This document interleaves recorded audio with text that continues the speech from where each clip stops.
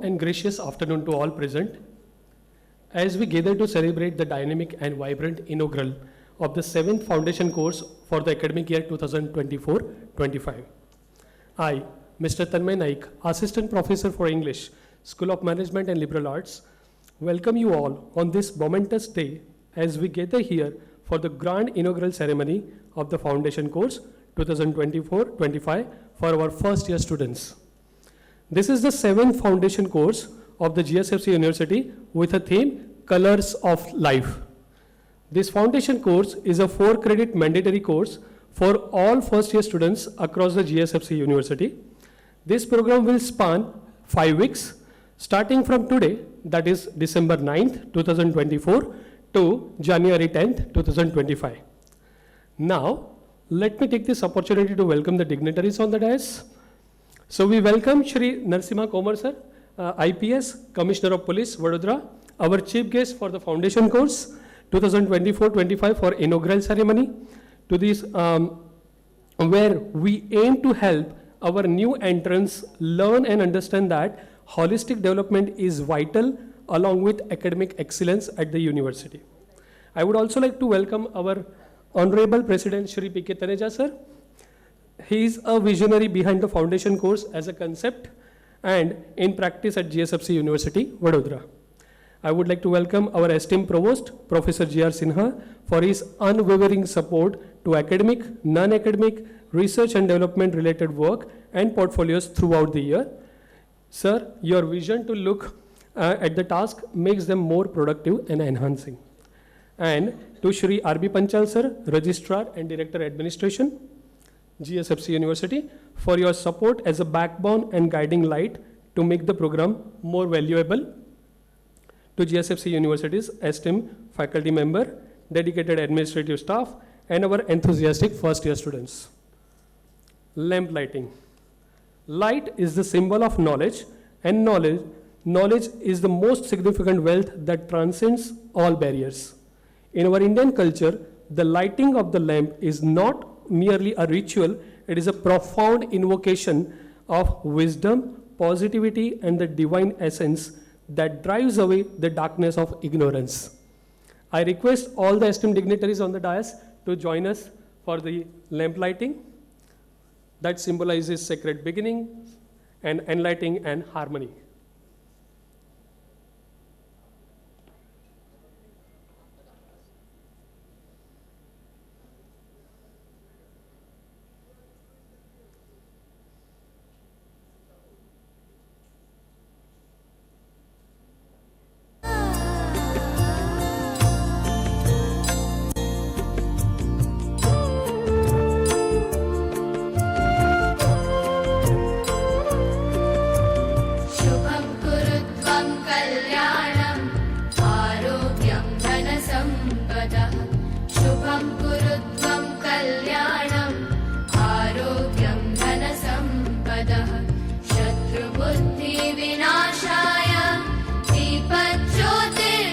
Flowers are a timeless symbol of love, respect, and gratitude.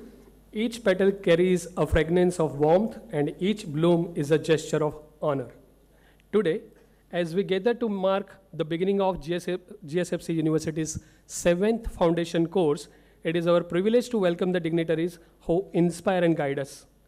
With this beautiful bouquet, we extend our heartfelt request and admiration to our esteemed guests.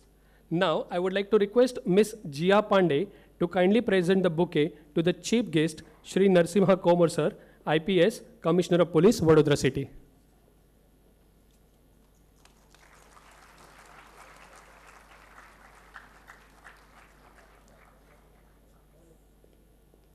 I would like to request Ms. Dwani More to kindly present the bouquet to Shri P.K. Taneja sir, retired IAS, President of GSFC University.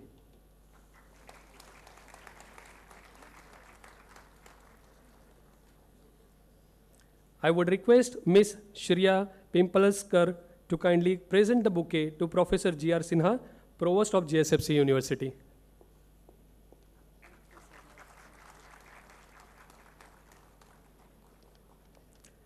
And I would like to request Ms. Jia Pandey again to kindly present the bouquet to Shri R.B. Panchal sir, Registrar and Director Administration, GSFC University.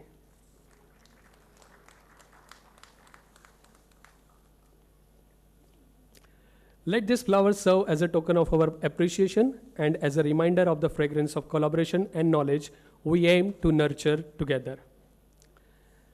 Every great journey begins with a strong foundation, and the Foundation Course 2024-25 at GSFC University is designed to set the stage for a transformative learning experience.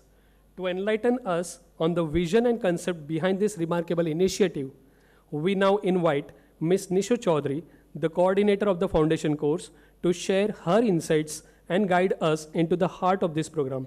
Please welcome her with a warm round of applause. A very good afternoon and a heartful welcome to one and all. I am Nishu Chaudhary, Assistant Professor in the Department of Computer Science and Engineering.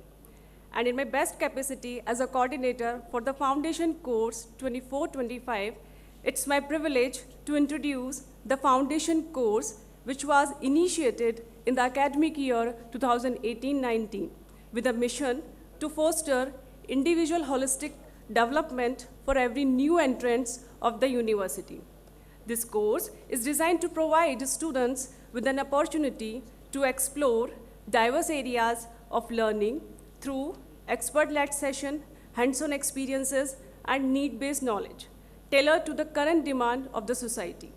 Spanning 5 weeks and carrying 4 credits, the Foundation course offering an enriching platform to delve into topics such as life skills, creativity, personal finance, business, empathy, teamwork, health, and much more.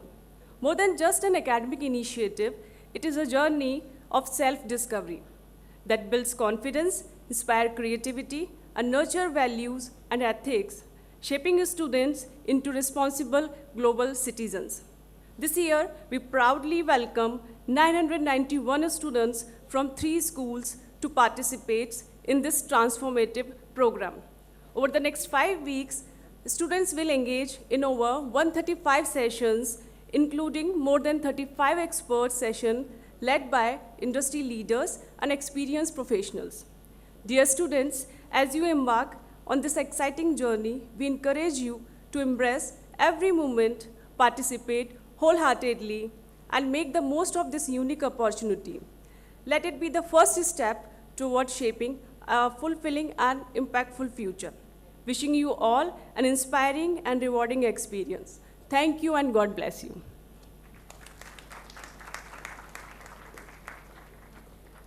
Thank you, Nishu ma'am, for enlightening us with the intricacies of the Foundation course. May I now kindly invite Dr. Janvi Bansal, Associate Dean, Research and Development Cell, Coordinator, Sponsored Research and Consultancy Cell, and IQAC Coordinator at GSFC University, to introduce the dignitaries on the stage. Thank you, Mr. Tanmay Nayak. I am truly honored to introduce our esteemed Provost, who has recently completed a transformative year at GSFC University. This journey has been marked by significant milestones and visionary leadership, which we all are witnessing with each passing day. Professor Jia Sinha, Provost GSFC University, is a highly accomplished academician and researcher. He previously worked at IIIT Bangalore, a premier techno research university of India.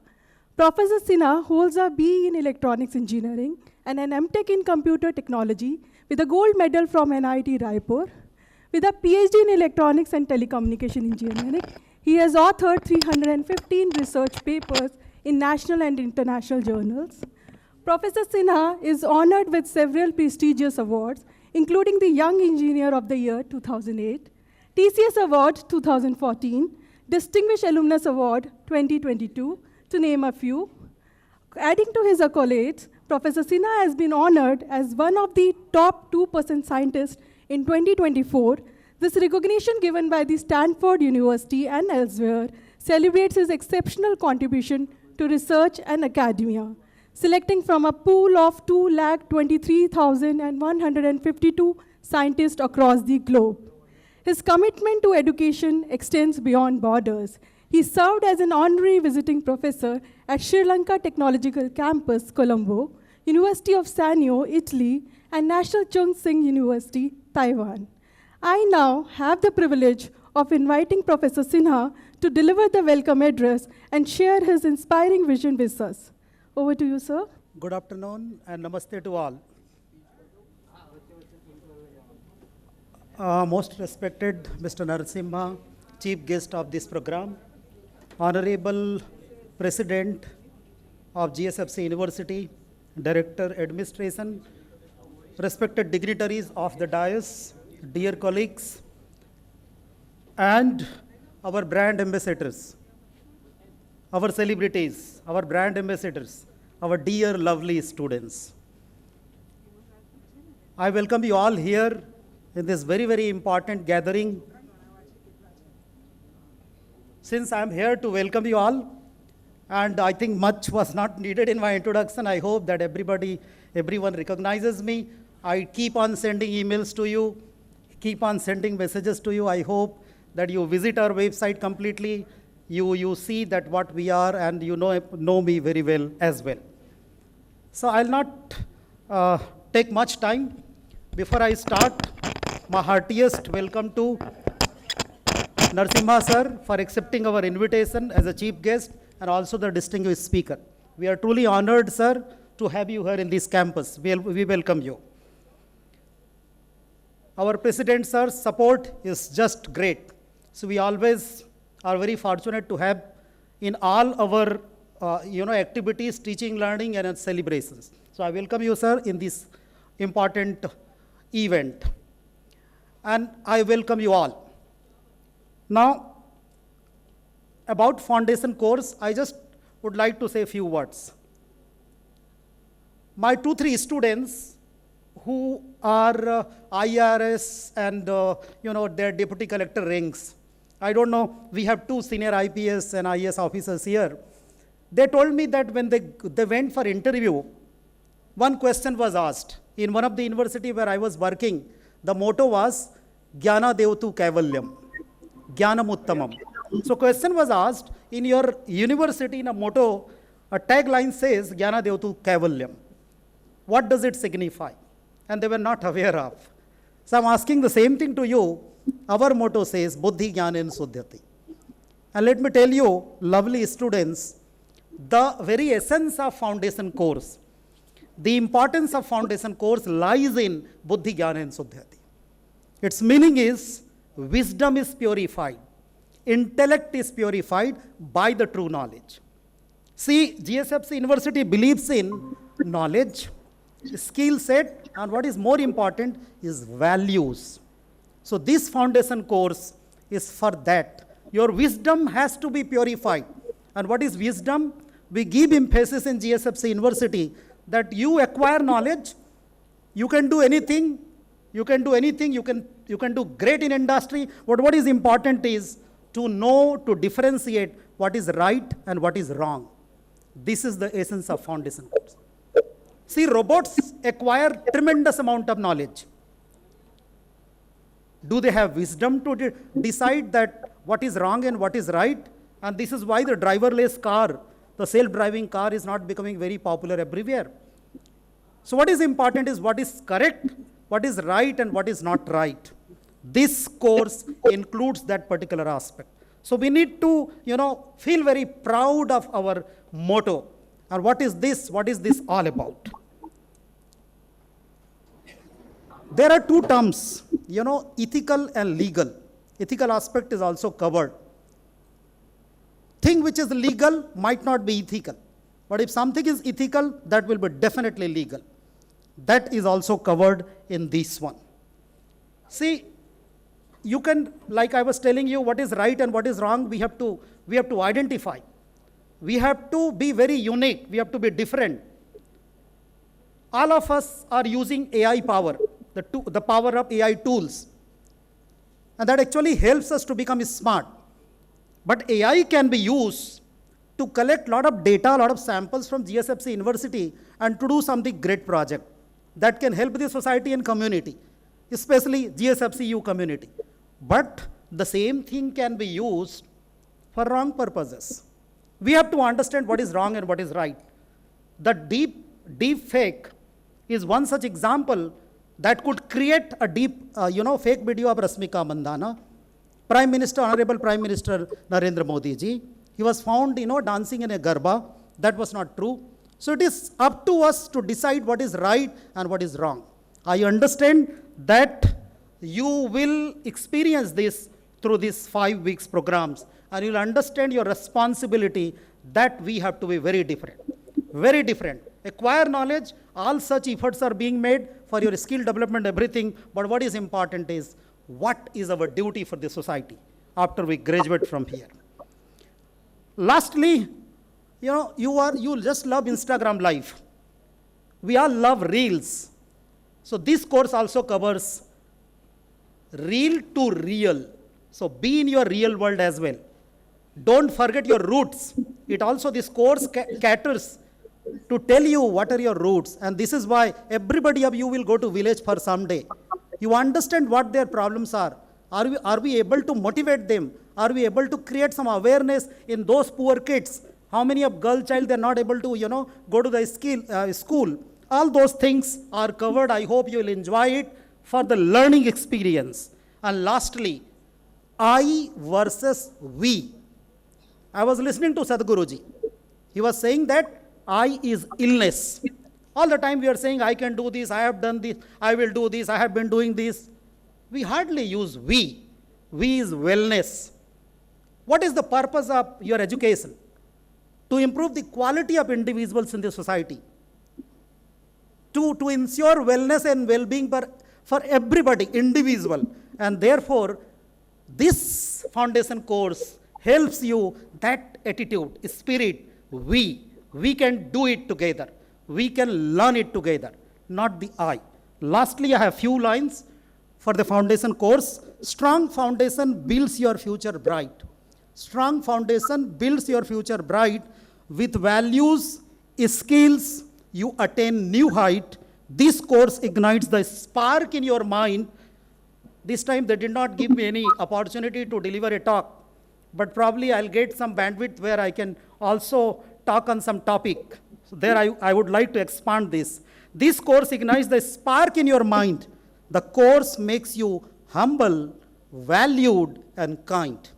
That is the objective of this course. बुनियाद हो मजबूत, तब तो ही बनेगी तुम्हारी पहचान, मतलब आपकी पहचान. बुनियाद हो मजबूत, तभी बनेगी पहचान, हमारी यूनिक पहचान. नैतिकता, ज्ञान और हुनर का संगम महान. So with this note, thank you so much. And once again, I welcome you all, especially the most respected chief guest, for accepting our invitation to grace this occasion, to bless all the students, to guide them. And thank you so much, sir, for coming here. Thank you.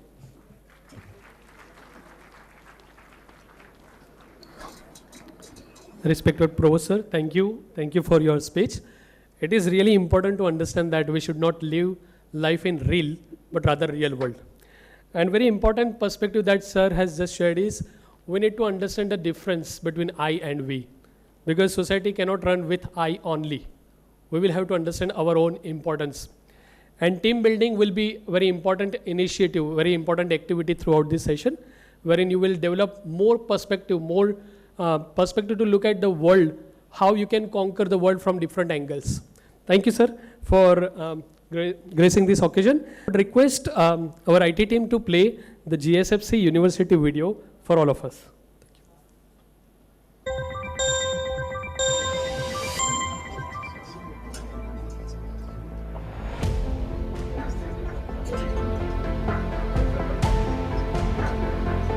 Gujarat, where industry and innovation drive growth. Vadodara, a manufacturing cum education hub in the heart of this dynamic state, stands as a gateway to global connectivity. A pioneer of this industrial growth is Gujarat State Fertilizers and Chemicals Limited, GSFC. Known as a jewel in the crown of Gujarat, GSFC caters to the diverse needs of agricultural and industrial products. As its CSR initiative, a new chapter in education was started in 2015.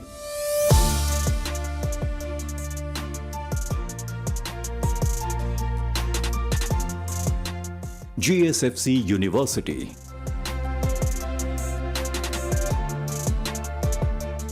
A place where education is re-envisioned by creating future-ready graduates.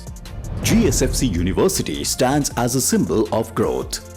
a representation of myriad opportunities that await our students. Here, we cultivate minds and intellect through our philosophy. Buddhi Jnanena Shuddhayati.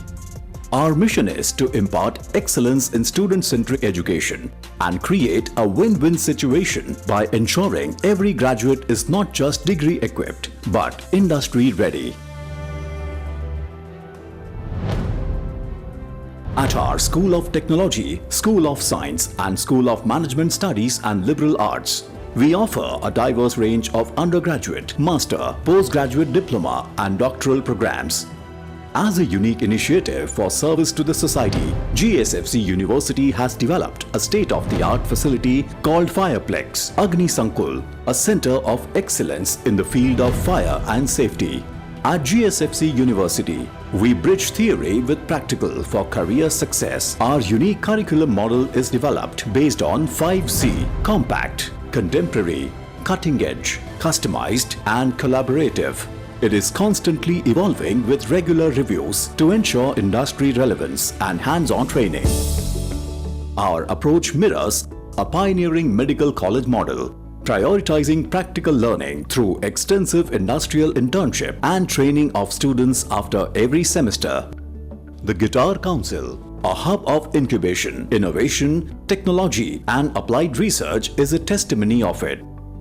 This is a platform where science, engineering and management converge to generate value and innovation. At GSFC University, holistic growth is at our core. Participative management, student-managed clubs, techno-cultural fests like Ananta, foundation course, and combined with various scholarships, support our students' comprehensive development. Our 40+ state-of-the-art labs, including specialized facilities in fire and safety, supercomputing, biotechnology, chemical science, AI and ML, 3D printing and more, provide a tech-driven educational experience. Located in our extensively built Research and Development Center, Anviksha, future innovators and scientists thrive. Located within the GSFC township, our lush green campus elevates the students' experience with complete care and advanced facilities. The university provides a mess and canteen facility, ensuring nutritious and hygienic dining options for students. Convenient bus services are available, making daily commutes stress-free and accessible. Kasturba Gandhi Bhavan, our girls' hostel, offers safe, comfortable shared accommodations designed for a family-like living experience with spaces for relaxation, interaction and study. Vikram Sarabhai Bhavan, our boys' hostel, provides a similar sense of community living with safe and homely residential facilities. A unique program called Pinups is designed to identify and nurture the top 5% of the brightest students through tailored guidance, support and mentoring, along with specialized activities. GSFC University is not just about academic excellence, it's about nurturing every aspect of student life. The university is managed under the overall control and superintendence of the governing body, supported by the Board of Management and the Academic Council, comprising illustrious academicians, industry leaders, and other experts having highly relevant experience in key areas. The university is spearheaded by Shri P.K. Taneja, former Additional Chief Secretary of the Government of Gujarat. Meticulously selected after receiving students' feedback, the professors are not just educators but pillars of support, encouraging open communication. With 30% of our teaching imparted by industry professionals, including expert talks and workshops on cutting-edge technologies, we introduce real-world expertise into our academia. Furthermore, we offer faculty development programs with external partners, ensuring continuous growth and innovation in teaching methods. GSFC University prides itself for having a close association with 700+ industries, institutes, and organizations. This enriches our education with visiting faculties from these industries and empowers our students through industry-relevant internships. This blend of academic and practical learning bridges the gap between classroom theory and real-world application, resulting in excellent placement opportunities for the students.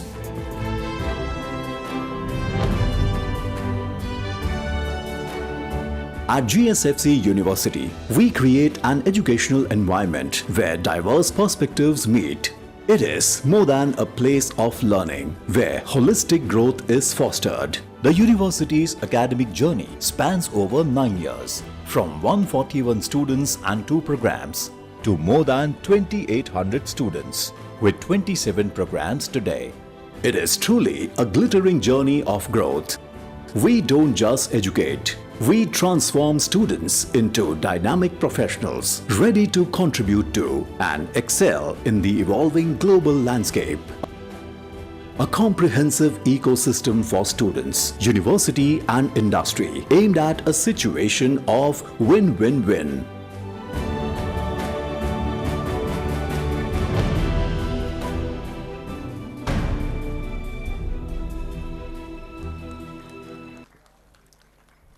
Thank you, IT team, for showing us the glimpses of GSFC University. Moving ahead, with profound respect and gratitude, I have the privilege of introducing the distinguished leader who once saw a dream and nurtured it with his relentless dedication, giving vision to this institution, a vision that has shaped the academic future of many and touched the lives of every student who walks through these doors. It is with great honor that I introduce our Honorable President, Shri P.K. Taneja, retired IAS. Shri P.K. Taneja joined Indian Administrative Services in 1984 after obtaining his B.Tech degree from IIT Roorkee. His career spanning 35 years, during which he has worked with Government of Gujarat in various capacities and superannuated as Additional Chief Secretary. He headed many important departments like Industries and Mine Department, Home, Health and Family Welfare Department, to name a few. Moreover, he has also successfully spearheaded several public sector companies of Government of Gujarat in various capacities as Chairman, MD and CEO. Shri P.K. Taneja is also known for taking challenges, and he was instrumental in the successful turnaround of many Government of Gujarat companies like GACL out of financial distress. Such a multifarious experience as a civil servant, coupled with the quality of honesty, integrity, dedication, and hard work, has made him a personality of his own. Without further ado, I kindly request President Sir to share his valuable insights and address our students. Sir, may we have you on the dais?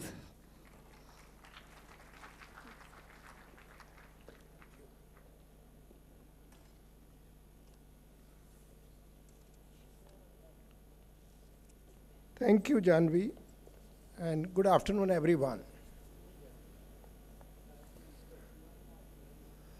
We are indeed very fortunate to have Mr. Narashima Komar as our esteemed chief guest. I know him very well because I have been part of that particular department. He has certain qualities which very few IPS officers have, and we are indeed grateful to you. We have Dr. Sinha, our provost, and the vice chancellor, who is again a very accomplished academician. We have Mr. Panchal, who is director administration and has more than 40 years of experience working in public administration. All the senior management and faculty and are great students. I need to say them, they are great.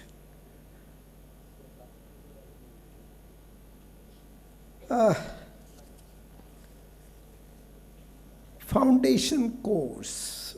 Many people wonder as to what it is. We started it in the year 1819, and this is the 7th one. It has been evolving over the years. Literally speaking, foundation course is one which perhaps helps in forming the foundation.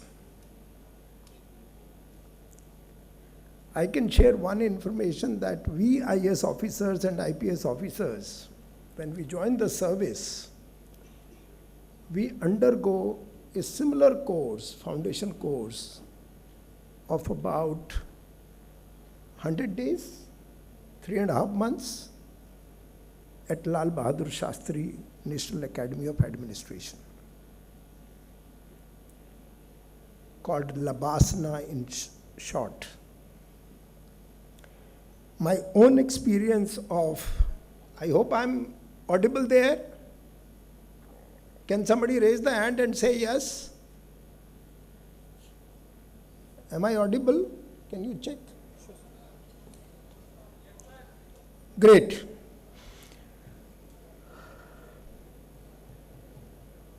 I can only tell you that during my entire career, what I noticed that this foundation course was extremely helpful. It was basically an exposure to various subjects which you come across during your entire career. It could be law, it could be anything relating to society. And many times, I went back to those learnings which I had received during foundation course. Many people had forgotten as to what was taught, but those learnings were extremely helpful. And I am sure that this foundation course will be equally helpful to you too. A lot of effort is going into designing this particular foundation course. I started it. I own it. If it is good, it's for me. If it is bad, then also I am supposed to be blamed. But the very purpose of foundation course is that when you are transiting from a school to a higher education institute, and very soon you will be transiting from a higher education institute to the actual work life, in some company or in some organization, you become a very responsible person. You need to know certain things, which is absolutely necessary. You may know a mathematical theorem, you may know a science concept, you may know a management concept, but there are certain things which you need to know to make you holistic.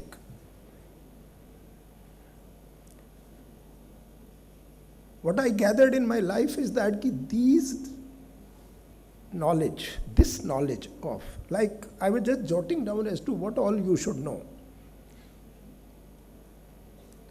You should know about yourself. Do you know about yourself? As to what are you, what are your strengths, what are your weaknesses, and what you need to improve upon. You need to know your parents, your family. You need to know your neighborhood. You need to know your area, which will make you far more knowledgeable, and knowledge is nothing but power. You need to know about your university.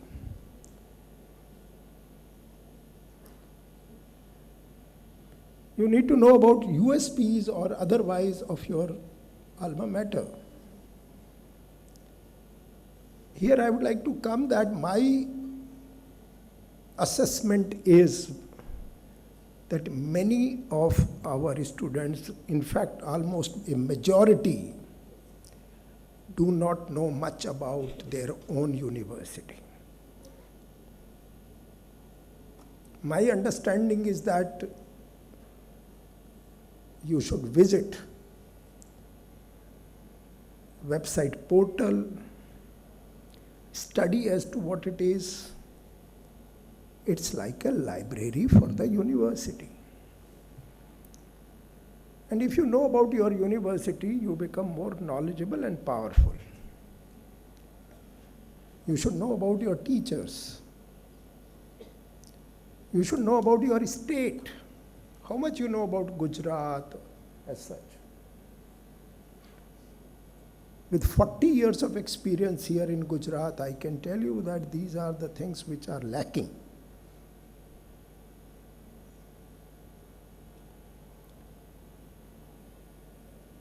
If I ask certain questions from the student, which I keep doing, I don't find answers.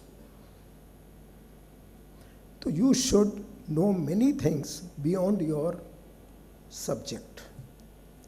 That will make you all powerful.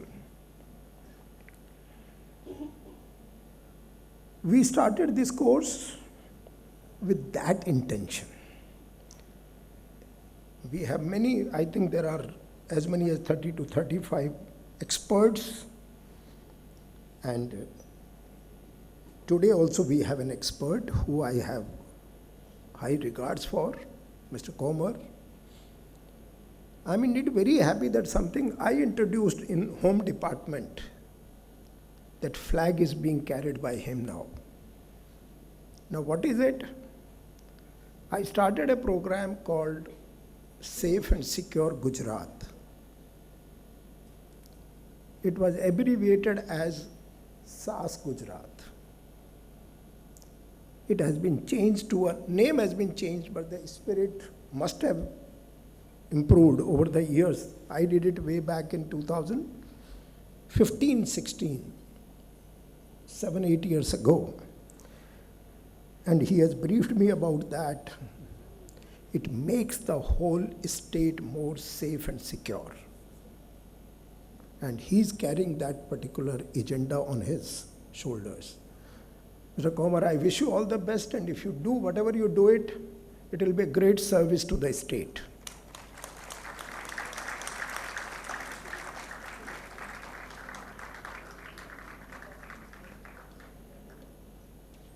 You must have come across command and control centers in many cities. That's part of that.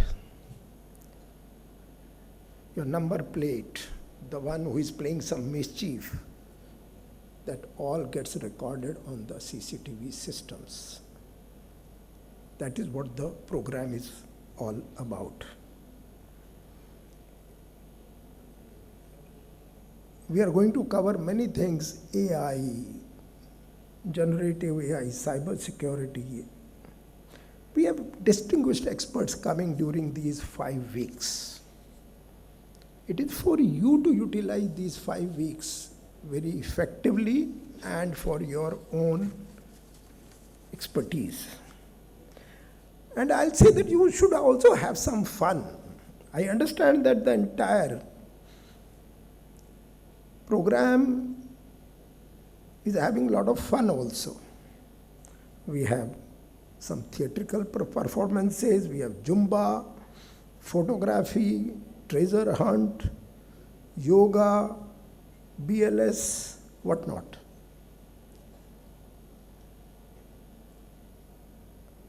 My request to you is that please don't take it casually. It will enhance your personality. It will enhance your capabilities. Now we come across many such cases where people die because of the massive heart attack. You can be a great contributor in saving somebody's life. We'll have Lifeline Foundation teaching you basic life skills like cardiopulmonary resuscitation, CPR. Please take it seriously. Don't take it lightly. I have a suggestion for the faculty too. Every faculty should go take this course, whatever it is. It's necessary for everyone in US. Almost it is compulsory for many people. So different kind of activities are there. We have around 1,000 students getting benefited with this foundation course. I was wanting to see as to whether there are students in SOT auditorium. Where are they? I'm looking for them on my. Can somebody explain me as to why they are missing? We are supposed to have technology weaved into the entire program.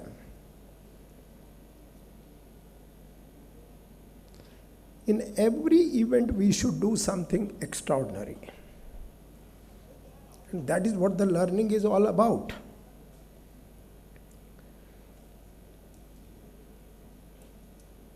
I understand that the way program is meticulously planned, I think there are going to be different batches, some 40 batches, each of 13 students, and the approach is interdisciplinary. The National Education Policy provides for interdisciplinary approach. We are living here in compartments, silos. School of Technology, School of Science, School of Management, they are living in silos, separate silos. They don't interact much with each other. I'll take this opportunity to request you all that please forge alliances amongst the students of various schools.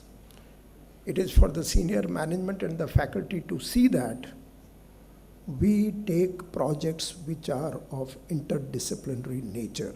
Rather, every project is of interdisciplinary nature. This is what is my understanding. We convert them into school-specific projects. That's not done.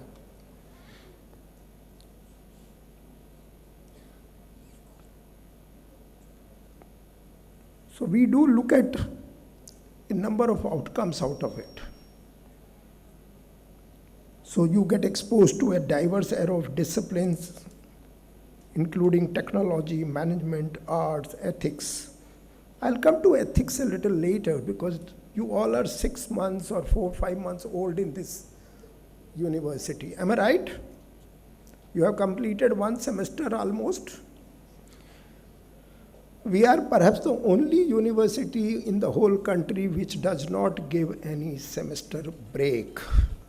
इसको बंद कर दो जरा. We definitely appreciate. I hope you have taken a conscious decision to be part of this university despite this, and that is there is no break. Either you have to do the foundation course, or you have to do some kind of industrial internship, or you have to do something. This is in your interest. And the way we have gone ahead in the last, this is the 10th year we are in. We started with some 160 students, and today we are 2,848 students.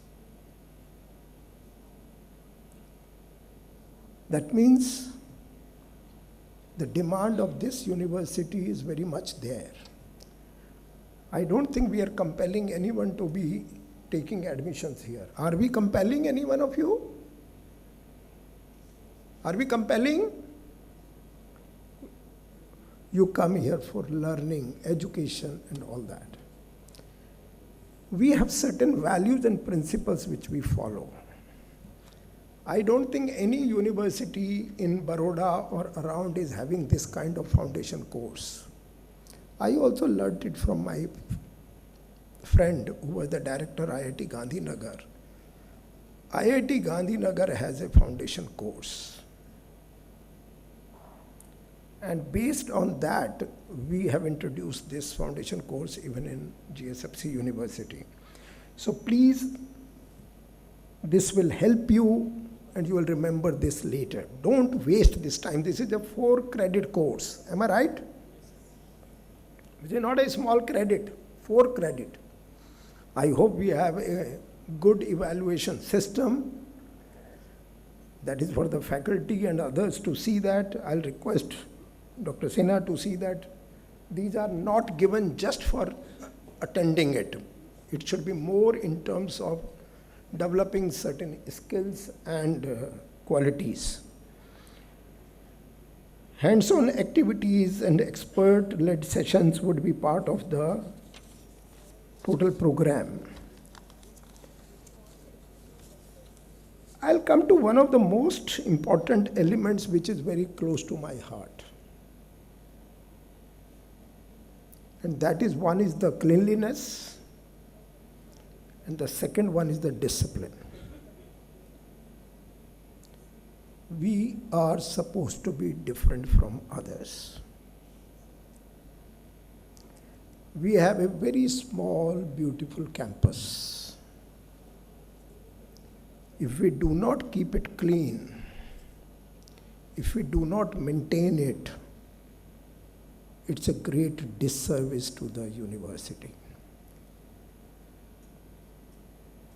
I keep taking rounds very often, and I'll not give full marks to my campus. Perhaps I'll not give more than 5 or 6 out of 10. It's not that key students are responsible for it. We all are responsible for it. Even our own Honorable Prime Minister has a program, Swachhta Abhiyan. Why can't we be a part of it? Why can't we keep our surroundings clean? I don't know if there should be a separate program in this foundation course where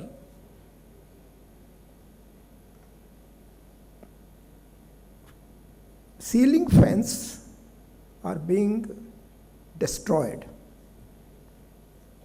I'm mentioning it. The knobs, the regulator knobs are being removed. We should call a spade a spade. एक मछली पूरे तालाब को गंदा कर देती है. मुझे ये हार्श वर्ड्स कहने पड़ेंगे.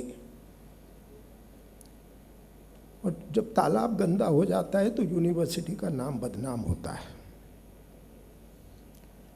So I would like to make a very fervent appeal to every one of you that you are not in a school. This is your property. It may belong to GSFC company, but you are paying fees. And if you are paying fees, the maintenance is coming from your contribution. How is it that the knobs of the ceiling fans are being removed? This shows the character of the university. Is it something to be there? Out of 2,848, maybe there are 4 or 5 or 10 students doing all this. Can't we get hold of them? Can't we punish them? Why can't we do that? That is also part of the foundation course. We need to learn ethics. We need to know our values. Tomorrow you all will be joining some company, maybe some organization, some other place. Are you going to behave in this fashion? This is very shocking. So I'll make a request that please don't do it. We have a CCTV system and it's our failure not to catch them. We have not caught them so far. I'll perhaps take some tips from Mr. Komar how to get hold of them.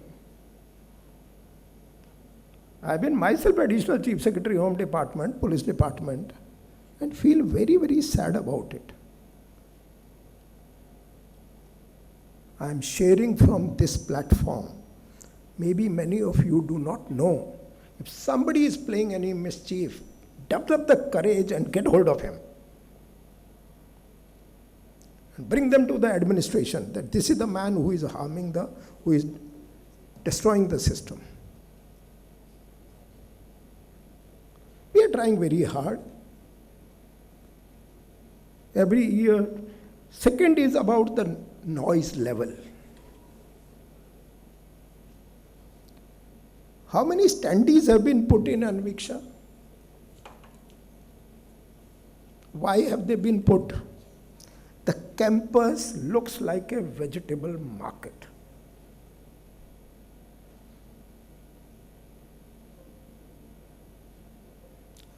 This is coming from the president of the university. And those who want to pursue their bad habits of talking very loud, raising their decibel levels, disturbing others, it's a public nuisance. It's a public place. If you want to read please Criminal Procedure Code. There is a section called, ये तो बदल गया होगा कोमर साहब, पहले 133 होता था.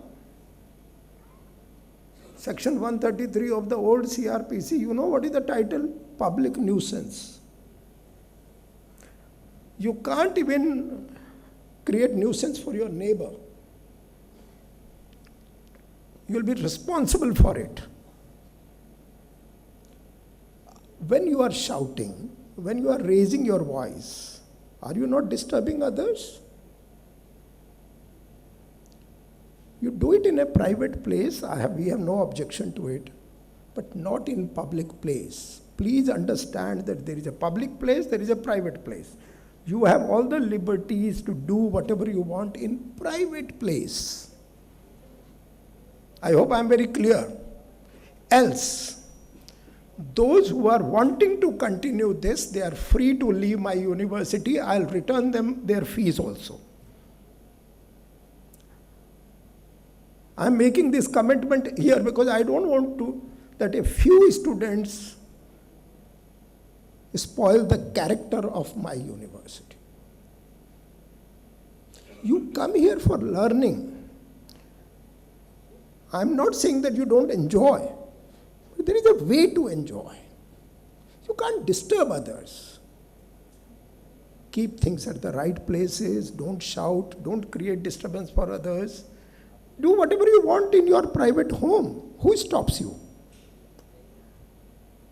Nobody stops you. I will say that you should not do it in the public place also, like maybe there is a market, there is some public place, because else it may reflect bad on my university. कि कहाँ से हैं ये बच्चे जिनको इतना भी पता नहीं है, चिल्ला रहे हैं. क्या आपको 3-4 साल बाद में जब आपकी सर्विस करेंगे या कहीं और पढ़ेंगे अलाउ किया जाएगा ये? Best thing is to learn. Keep your decibel level low. Am I right or wrong?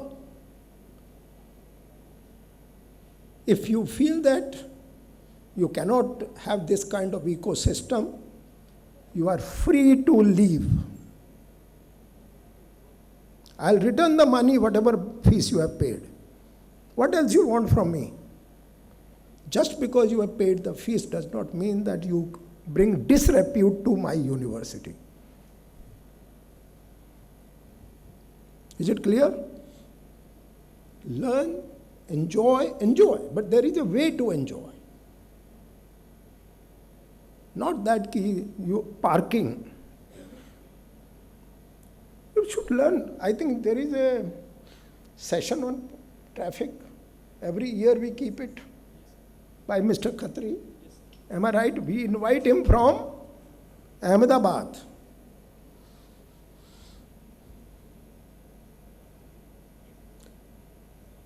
This is the purpose of foundation course, that we should become very good citizens. We are not kids anymore. I think all of you are 18 plus. If you are 18 plus, then you are basically an adult and you are supposed to do that. So, kindly help us in creating the right kind of ecosystem. I'm sure you will support us. I'll request the faculty also to be a little particular about it. You are supposed to share these things during the structure of the lecture. There is nothing wrong in being a decent guy. Anything wrong in being decent? Nothing wrong in that. I hope this particular program will take you forward in many ways. I have yet to see as to what is the assessment system. We should be assessing the performance of our student based on this, whatever I have said here, because we want them to be better citizens. These are all general purpose ethics, principles related foundation course. Do enjoy these 5 weeks. We are not saying that don't enjoy. Enjoy, but don't enjoy by shouting. Shouting से सब कुछ थोड़ी enjoyment मिलता है. Discipline से enjoy करो. And if you have any suggestions, I remember that last time a report was prepared by the students. Am I right? This time also a team must have been formed. Who are those team members? Can they raise their hands? Report preparation. Who are they? Not decided yet. Foundation course का report तैयार होता है. नहीं, यहां में से किसी को डिसाइड तो किया होगा ना. You will identify. You have not identified.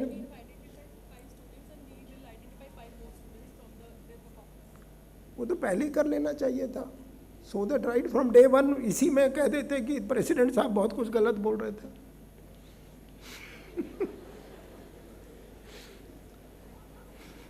कहिए बिल्कुल, you have the freedom. And then we discuss with that team once the report is prepared. We take your inputs. If you do not like anybody during these 5 weeks, we discontinue. That means that you are an integral part of the management. You should have done it before this. As if we do not know. Some have to be from a school of technology, some have to be, the way you have formed the group, similarly by now we must be knowing as to who is good and who is bad in report generation. Do it today. Those who want to be part of the, इनसे मंगवा लो, नाम मंगवा लो, जिसको अपने ऊपर बहुत confidence है कि मैं एक अच्छा रिपोर्ट बना सकता हूँ, उनके भी नाम ले लो. But make a team so that it starts right from now. That's how it should be. Please do note down if there is anything wrong. Whatever I have said, I'm 67 plus. I put in 40 years in Gujarat. I know Gujarat very well, perhaps more than what you know. And that's why I'm making a request to every one of you that let the university be remembered by your good conduct. That would be a real contribution by every one of you. Thank you.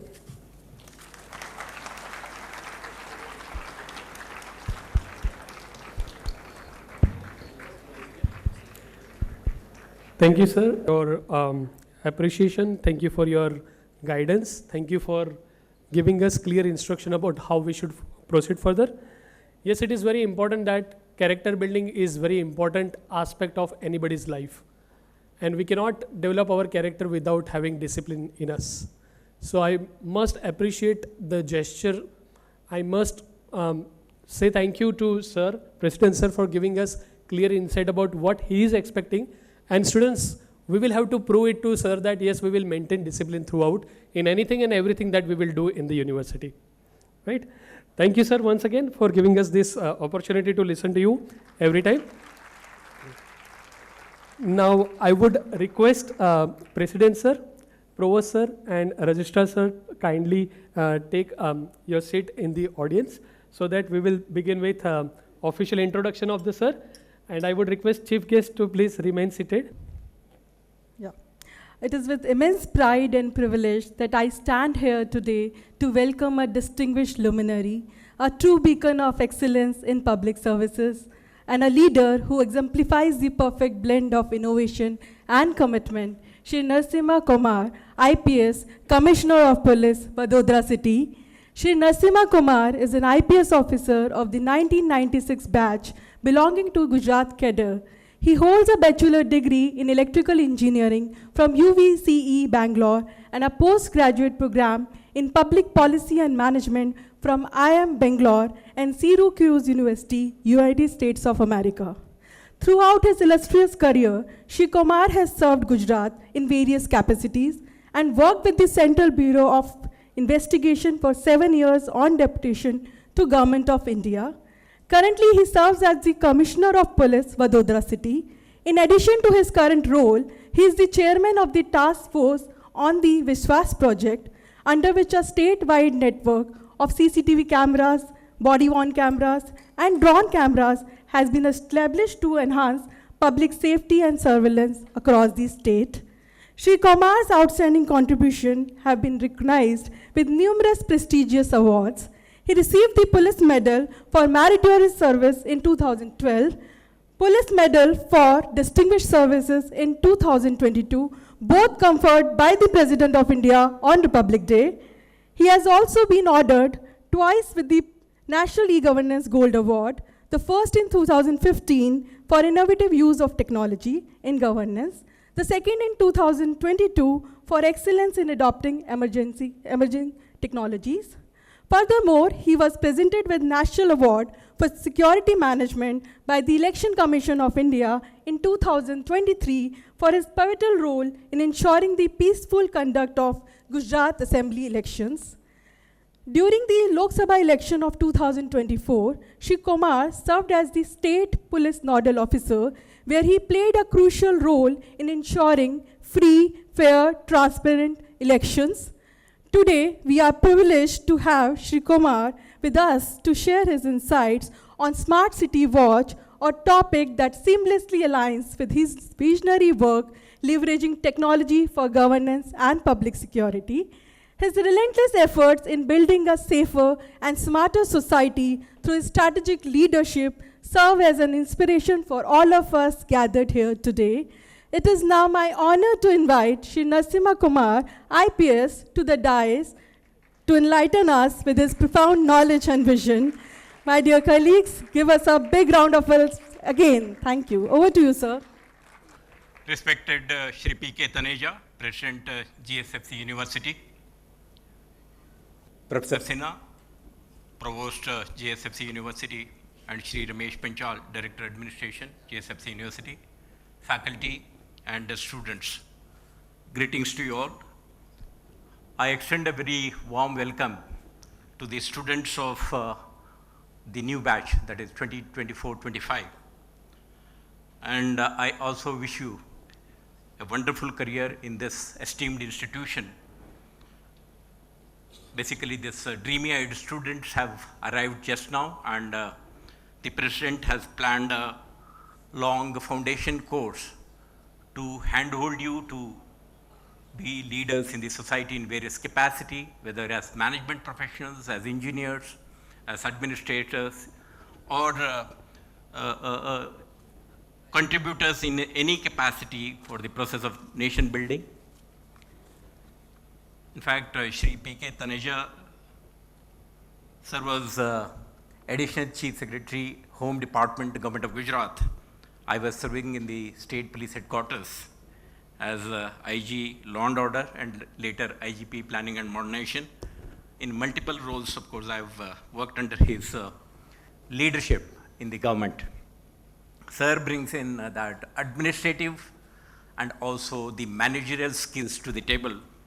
And under his leadership and mentorship, I'm sure all the students who have landed here for various programs will indeed benefit, and they will, when they walk out of this institution, I'm sure you will have something to cherish. As we discuss, the students are also at liberty to raise questions as and when they want to. Sir had given me the topic Smart City Watch. I basically rechristened it as Smart Policing in digital age. Usko off kar do. All of you are aware that essentially we started our journey in 1947. Recently we celebrated 75 years.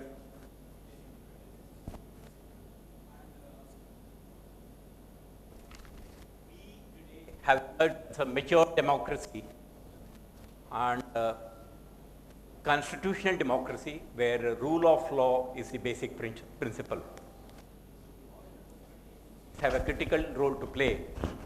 And member of the law enforcement agency, I would like to write this program in that context. Basically a tool for the enforcement of law. The student here in 2-3 ways. For engineering student, it's about selection of appropriate technology. For the management students, it's about managing a technology. For others, knowing how technology is being adopted, law enforcement system in the state where you are going to study for next 4 or 5 years. Here in that also interact with other systems. उसको switch off कर दो ना. इधर नहीं है. Okay. I think this mic will complicate the thing. So I'll be around this area. So the police is a 150-year plus organization, and the journey, sir, you were mentioning about the criminal procedure code and all. It started in 1860. Today, 3 set of new legislations, IPC by Bharatiya Nyaya Sanhita 2023, procedure code by Bharatiya Nyaya Suraksha Sanhita 2023, and another basically the Evidence Act so stand replaced, and it's come to force from 1st of July 2024. So we have already lived in this new regime for some time. I press here. ले लो उधर खराब लगता. Policing India is basically, I just thought I will remind you that we are living in a constitutional democracy where rule of law is fundamental, and each that the police is the entity which is responsible for police.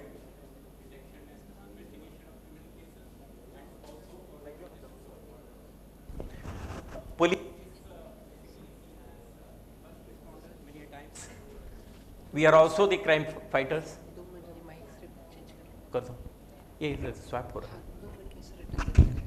We are also seen as crime fighters, peacekeepers, and protectors of women, children, and at distress, we are also into disaster management and the saviors of the community.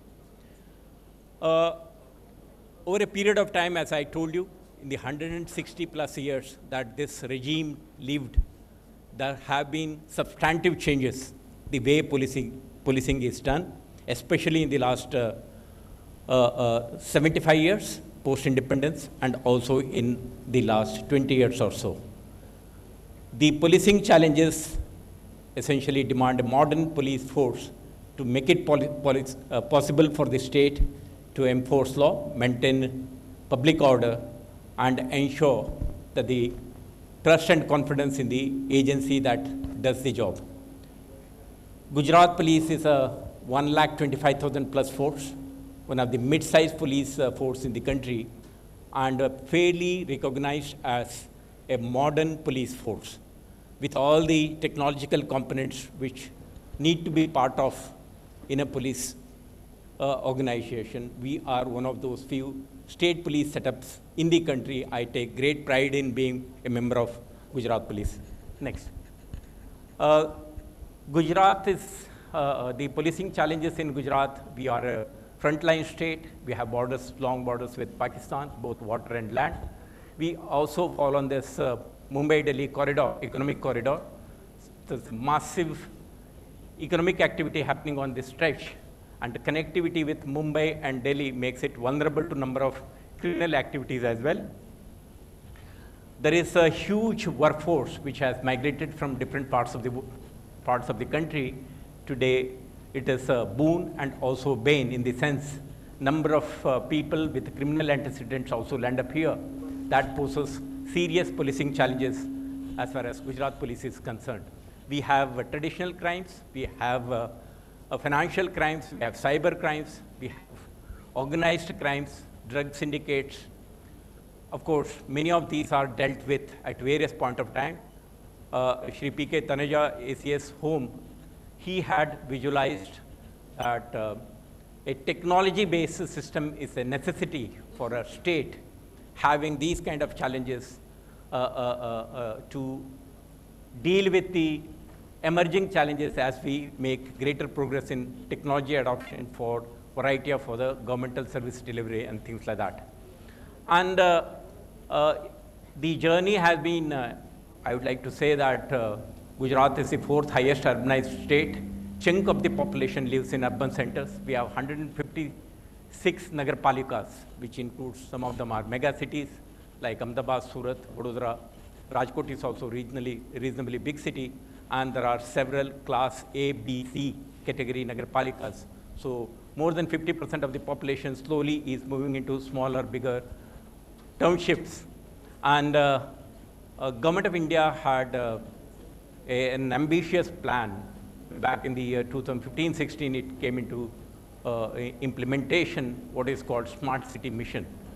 With the urbanization as rapid as it is happening today, there was a felt need for making the cities more livable, sustainable. With that kind of an idea, Government of India said we will develop 100 cities as smart cities. So some of it demanded retrofitting, some of it is expansion, reconstruction, and adding new infrastructure to make service delivery seamless and easy for the administrative systems, whether it's the municipal corporations and urban local bodies. And with that kind of an idea, Smart City Project mission had started in 2016. And in the smart city, a variety of things are important for service delivery. But I just wanted to know as to what is the status of the Smart City project now. Is it still continuing? This smart city mission is still underway. They have made over 2 lakh crore investment so far in 100+ cities. 98 of them are smart cities as of today. Of course, there are hiccups. Still, it is a mission which is underway, incomplete, work in progress. I think they will take up certain things in the phase 2 with what as we have learned in the phase 1. Sir, there are 2 things which will be critical for the success of these smart cities. If cities are to be smart, it is not sufficient just to say that municipal service will become seamless. If cities are to be livable, the city should also be, there should be mobile. Okay. There should be mobility. You have seen cities like Bangalore where there is traffic jam all the time, and it gets huge criticism for that. And there need to be security. There are often Delhi, etc., when there are episodes of rape or murder and sensational incidents of crime, often they get the criticism that these urban jungles are not safe for living. If cities are to be made livable, 2 components become critical. One is security and another is mobility, that is transportation. So if these 2 elements are important, of course, much before this smart city mission came into force, Government of India and Government of Gujarat have been trying to modernize police.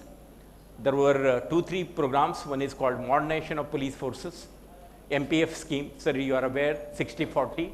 Government of India was funding the police organizations for number of things, upgrading themselves, whether it is weaponry, whether it is mobility, adoption of technology for a variety of things, training and things like that. Then we had mega city project.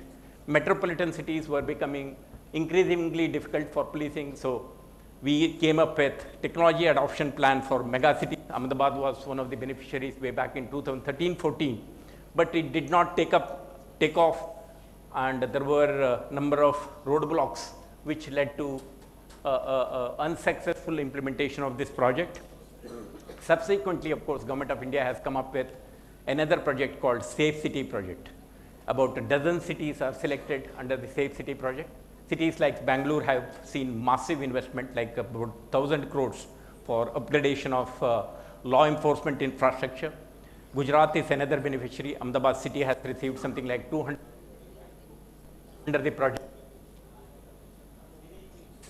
Are under implementation. This smart city policing concept was something that was given by Honorable Prime Minister of India in the year 2014. He came up with this acronym. So being modern, mobile, and advanced, and responsive, and tech savvy, that's what he had said. And that idea was taken by the police leadership, and several efforts to basically adopt and make us as a smart police unit is underway. Gujarat Police, of course, has been leader in technology adoption over a period of time. We have implemented a number of projects for making it possible for the police forces to deliver related services seamlessly, efficiently, and also in a transparent manner. That has been the effort, and this next. Sir was referring to something called Sasquatch. We had started this photo-based security systems way back in 2012-13. Surat was one of the few initial cities which had implemented camera-based enforcement system under a PPP model, privately funded, government-supported kind of a program. And later, Sasquatch was the initiative, so in which it was envisaged that all the 156 Nagarpalikas will be brought under CCTV camera-based surveillance systems. So in globally, this system is very popular, and hence I've listed them out as CCTV camera systems. We have under Vishwas, we have some 7,000 plus cameras. We have under the Smart City and the Safe City Demonstrative Corridor, it's a World Bank funded program and all, about 17,000 plus cameras are there under these programs. We also went for surveillance from the sky, that's a drone camera based systems.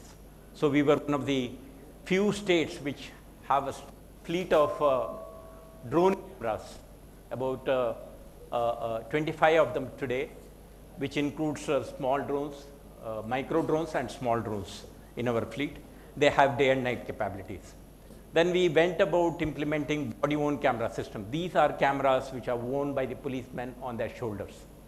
On their shoulders while enforcing law, whether it is traffic enforcement, whether it is during any law and order situation, when they are out on patrol, out for servicing summons warrants and things like that. So that we have about 10,000 of them. So this is the biggest number any state police in the country has. So together, cameras on the shoulder, cameras on the road junctions, and cameras from the sky, we have capability to keep tab on what happens on the street corners and on the public spaces through this cumulative system of these three camera systems. Next. Vishwas project, as I mentioned in the beginning, it was initially called Sasquatch. Today, it has been renamed as Vishwas way back in 2018 when we got the first phase into action. Today, under the system, we have covered in 41 cities, which includes all the district headquarters, 34 of them, and also 6 Pavitra Yatra Dhams, what we call religious tourist places like Somnath and Dwarka, Pavagadh, Ambaji and things like that, and also Statue of Unity here in Narmada. So these many places have been covered in phase 1, and there are 7,000 plus cameras, and we have created a backbone with 34 plus command and control centers across the state. It is a decentralized model. Many a times, sir, when I go to Hyderabad and all, they say, we have a big system. We have 150-meter long video wall and you have a small command and control center. But we have 34 of them in all the districts, and each one of the units own these command and control centers. We also have one command and control center in the state capital, which is called Trinetra, which is an integrated command and control center. These systems are meant for public safety, proactive traffic management. Integrated traffic management system is part of the thing, and incident investigation. Whenever there is an episode of crime, the police can use these video footages or photographs for investigative, forensic investigative purposes and identification of accused, vehicles used, and scene of crime and things like that. And it also is called Homeland Security Principle deterrence. When you are under the camera surveillance, you are unlikely to commit crime. Detect, delay, and deny. There are criminals constantly looking for opportunity to commit crime. These cameras can be 24/7 watch on such activities in the street corners. Is an augmentation of police resources to keep a tab on what is happening in the street corners, and hence it's a denial of crime is the ultimate objective. Road safety and improved urban mobility, as I told you, as part of the Smart City Watch. This is a tool through which you make the mobility within the urban centers that much seamless by adopting non-interventionist traffic enforcement systems. Earlier, traffic policemen will stop and it will disrupt the movement and also hold up the traffic for a while. Stop without being stopped anywhere, but each challan lands upon your mobile or at your doorstep as a reminder to you that you have violated the traffic rules. Next. Said a bit about Trinetra. As I told you, there is a command and control center in Gandhinagar, which is an integrated solution where the camera feeds from across the state converge there, and the body cameras, the drone cameras can also be seen on the video wall.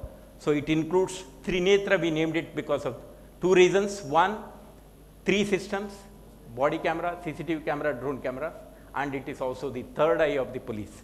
Trinetra is the third eye of the police, and hence we named it as Trinetra.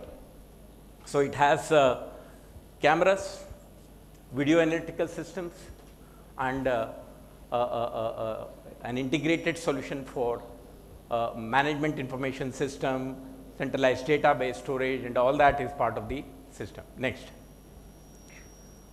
These are the main components, as I told you. CCTV cameras. It has 7,000 plus cameras, which includes fixed, PTZ, and ANPR. ANPR cameras are capable of identifying any vehicle which is passing through the junction. Automatically, the cameras can identify. Red light violation detection cameras are actually synchronized with the red light signal, and these cameras can automatically generate e-challans as and when you jump the signal. So these 3 tools are critical for the success of any police investigation and rapid enforcement of traffic. We have video walls in each of the command and control centers and data center as well. So each one of the command control center is a standalone system, independent system at the disposal of the district SP concerned. Body cameras, there are 2 kind of cameras. So there are cameras which can transmit the video feed to the command and control center on a live basis, real-time basis. Somebody is standing in Vapi and enforcing traffic. That video feed can be taken in Gandhinagar and viewed on our video wall. Similarly, drones can also be flown anywhere in Kutch or in Dangs or in Rajkot or in Vadodara. Those feeds can also be seen on the video wall here in Gandhinagar. So drone-based cameras with 15 quadcopters and 4 tethered drones. Tethered drones are essentially, there is a battery system on the ground station and it can fly about 200 meters above, and then it give you complete coverage. It is in the GSFC campus. We can track down each vehicle in the campus in 1.75 kilometer radius.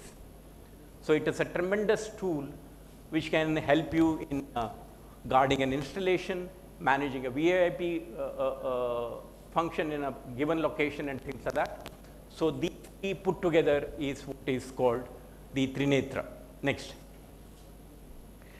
Architecture is something like this. It is a completely decentralized model. We have issued body cameras to the down to the police station level.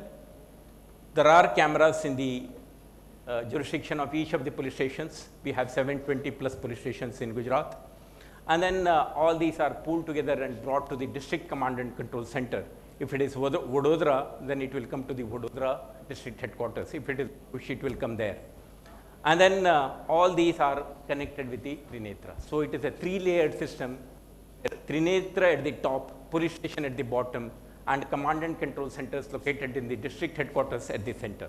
So it's a 3-layered decentralized system which makes it possible for individual police stations to respond to certain situations, district command and control centers, and then the state command and control center. Next. The key features, this project will not be a unique project because there can be any number of CCTV camera based project, but this was touted as a unique model for the state, for the other states to follow. When Honorable Union Home Minister Saab inaugurated this project, he made other state governments to come and other state police to come and visit our facility. He said, here is a model, please take the lessons and implement it in your states. Even CAPF organization, CPOs came and studied our model. It was presented in the EG and IG conference, wherein it was instructions were issued for other states to replicate. So it has 3 components, as I said: CCTV, body worn and drone. Technology, basically automatic number plate recognition or ANPR, red light violation detection system or RLVD, speed detection, plus video analytics and incident management systems. And sir, project governance, it succeeded only and only because of the task force. Had it been one department operating, it can't be implemented at all.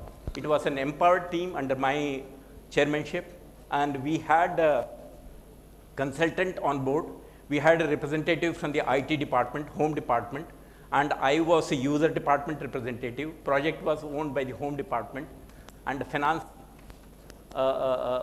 department has to give approval for a variety of decisions. So it was all possible because representatives from all the stakeholder departments were brought together in the form of a task force, and we were able to implement it and push it through and make it possible. Because many of the states, when I went and delivered lecture, they were asking this question: how did you succeed in implementing this kind of a project in a time frame without being hampered by the constraint of getting approvals and things like that?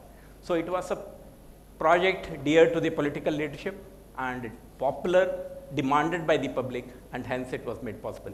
Capacity building, sir, we have about 266 outsourced engineers. We also have 1,500 plus trained operators sitting in the command and control center and operating, using it for monitoring, keeping track, managing the infrastructure that they have. And we have about 20,000 body camera operators who are well versed with how to use it, how to deploy it, how to extract the videos and so that.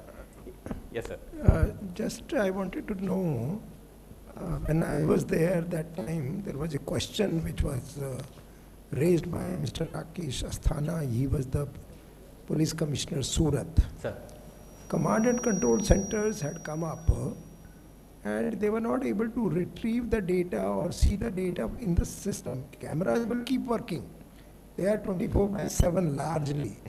If not, then there was nobody to see as to what is the data. Because it was being run by a society where the funding was coming from the local people. I got your point, sir. So I had suggested to him that you simply go on, you recruit through an outsourcing model, And unless you retrieve the data, the purpose will be totally. Is it working now? Yes. So today we have a model wherein it's mandatory for storing all this e-challan related data for perpetuity. If there is an e-challan issued, then that data will be there. Otherwise, the video footages from all the cameras are stored for 30 days, irrespective of what is the content. Because on a future date, you may have to pull out the data and analyze. Storage is not important. Extraction. Not only you retrieve the information, you issue the challan. See, a violation has taken place. It has been recorded by the camera. It is lying somewhere. But if somebody is not there to retrieve it and issue a challan or put it into the challan system, it won't fetch you any money. And according to me, you can have discipline in the whole city. That is what the smart watch is all about.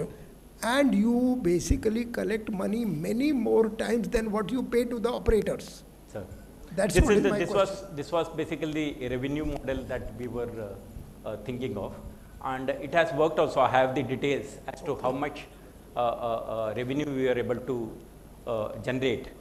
Challan system works like this, sir. There is a camera at the junction.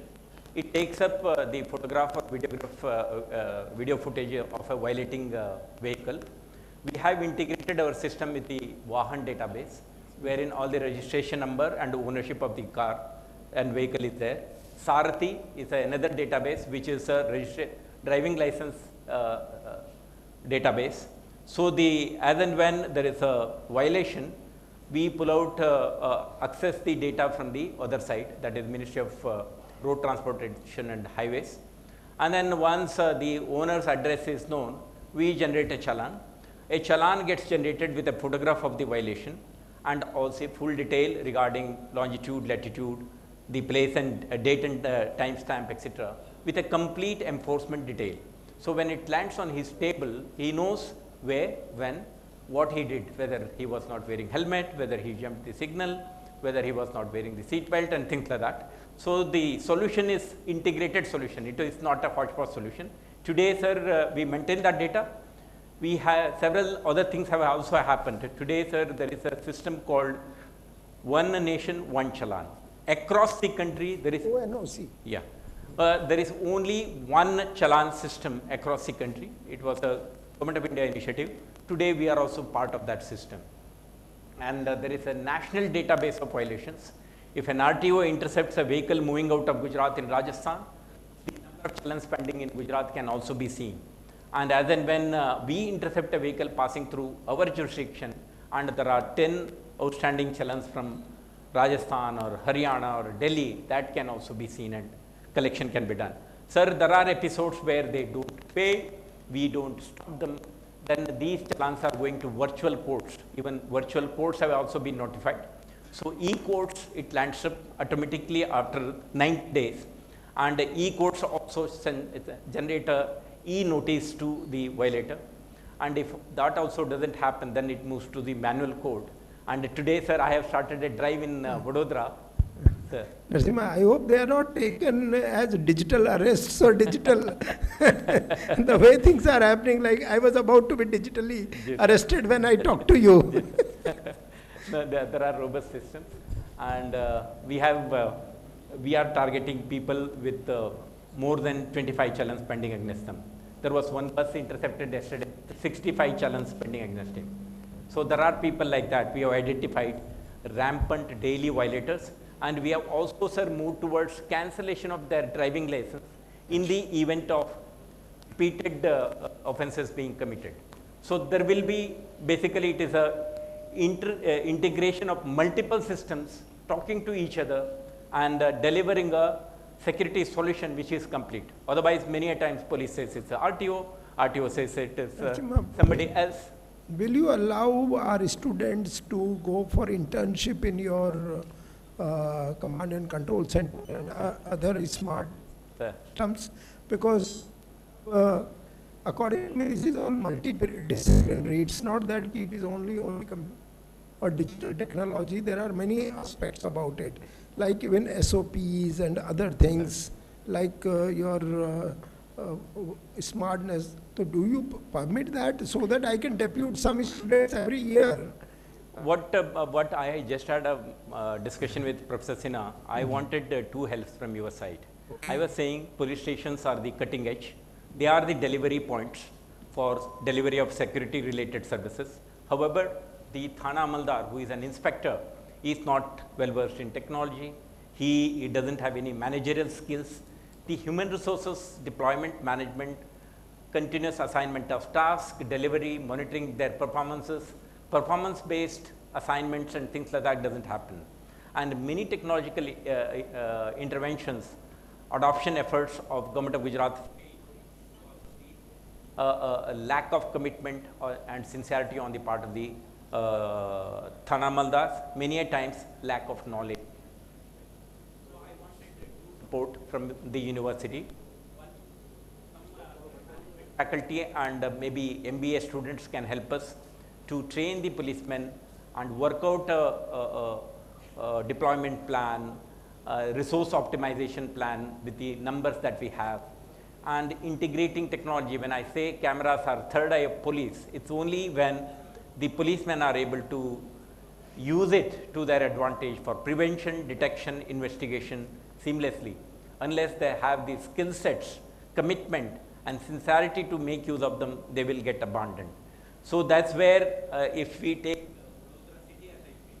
some help can come from CSR, some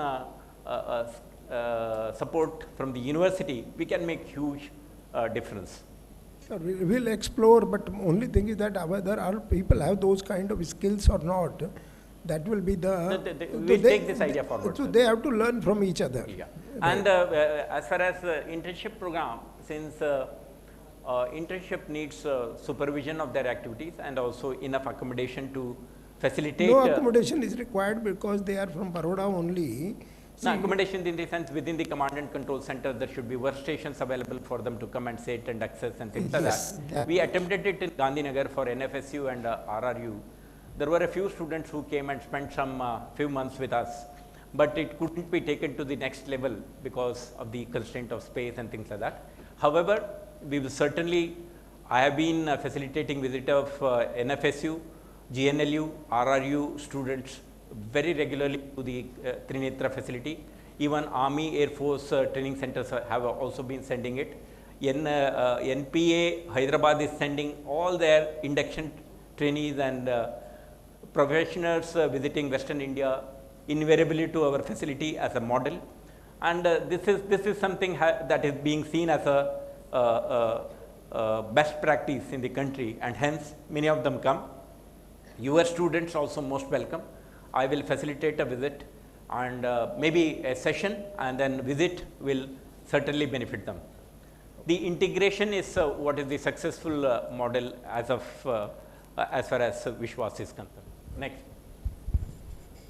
Drone camera system, if you are interested in knowing some of the, I saw a drone training facility at GSFC University as well. In fact, we were in the process of getting a license. Sir, in Gujarat Police Academy, I was on the verge of getting a drone training school inaugurated, but that did not materialize. We will take help from the university to train our men here in Vadodara, limited numbers. We have micro category drones for 2 kg weight, Idea Forge manufactured Ninja category drones. And we also have that Blue Fire Live, which is a software which facilitates live streaming of these video footages. Then we have tether drones. They are small category, about 15 kg weight, and they go up and stay there for about 8 hours. And then we are close to getting a training school inaugurated, but there are still some issues regarding licensing regime. Otherwise, we are equipped with about 15 training drones and all the infrastructure that is needed. Next, drone usage in police. Sir, in police, the drone can be used for crowd management, vital installation security, VIP security. When if there is a Prime Minister's visit in Dahod, we can keep tab on what is happening around the area.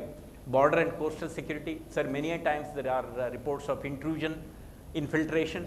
Then in a huge stretch of land, it is impossible for the human eye to track them down. It will be possible for the drone. Crime control.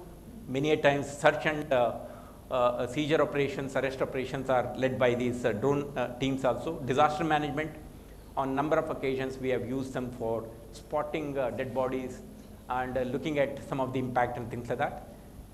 Security during processions and all, during Ganesh and Navratri and all, they are being regularly used. Search operations and traffic management is another two activities that we use drones for these kind of operations. Next. Body cameras, I don't get into the details because some of you are engineering students, not engineers. So I will not go into the technicalities. I said that there are two types of body camera. One set of cameras which can transmit the live footage to the command and control center. They have an inbuilt SIM card and hence they are integrated with the command and control center. There is a workstation where our men can view it, and then cameras are being worn by the traffic police. In Vadodara, you can see I have about 700 personnel wearing body cameras deployed in the traffic junctions. You can stop and ask them if it is red and blinking, it is being used, the recording mode. Whatever you talk to him, it will be recorded. And there are standalone models, they record, but you will have to go to the base station and dock it for transferring the video footages. So two systems, both the systems are robust systems, good systems. Next. For these cameras also protocol is same, sir. We store it for 30 days. And in the event of some allegations and things like that, then we store it for longer. The objectives are these many. Traffic enforcement and management. Sir, they have often we get criticism. हफ्ता मांगता है police वाला, गाली देते हैं, गाड़ी को रोकते हैं, तो assault करते हैं, abuse करते हैं. So to come out of this, this is the best tool. The cameras record every transaction that happens in front of a traffic policeman, and if you abuse, it also gets recorded. If he does, it is also there. It has helped in improving the police behavior hugely, because he can't afford to be irresponsible. He can't take bribe in the when the camera is on, and that has also deterred people from assaulting police. There were 2 episodes in recent times when we started rigorous enforcement. I think in US, it is absolutely mandatory to have a body camera. Sir. And in fact, body cameras have led to investigations where large number of police officers have been convicted in US. Absolutely. That is how, because his behavior is equally important. So he is under watch all the time. Sir, this last में मैंने mention किया है, this is an instrument to bring about transparency, accountability and vigilance. No policeman can escape from the being held accountable for what he did. And everything, many a times people make false allegation. He is being challaned for 1,000 rupees. He says 500 रुपए ले लो, मेरे को जाने दो. ना बोला तो allegation करते हैं पुलिस ने, उसने ऑफर किया. लेकिन अगर क्या करोगे? Switched off. उसको sir, we have a standard, we have an SOP where we have said some circumstances about half a dozen activities where camera should be kept on all the time. Traffic is one. There is no option to switch off. The moment you join the shift, till the end of the shift, you are supposed to wear the camera. Because sometimes आप वो स्वागत hotel में आइए, उधर पैसा दे देते हैं. Otherwise, I go behind the tree and there I do a financial transaction. You can't switch off the camera. There are certain protocols where it is partially compulsory. We have said like serving of the summons or warrant. Before you go near the house, you should turn it on. Entire transaction, what happened during your visit to the house should get recorded. And there are certain options, similarly for PCR vans, when they go near the place of incident, camera should be on, because what transpired at the crime scene, that need to be recorded.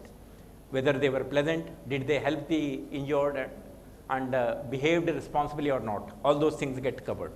Some things are optional because we have left it optional for the unit chief and the officer concerned to decide, because we can't make it mandatory.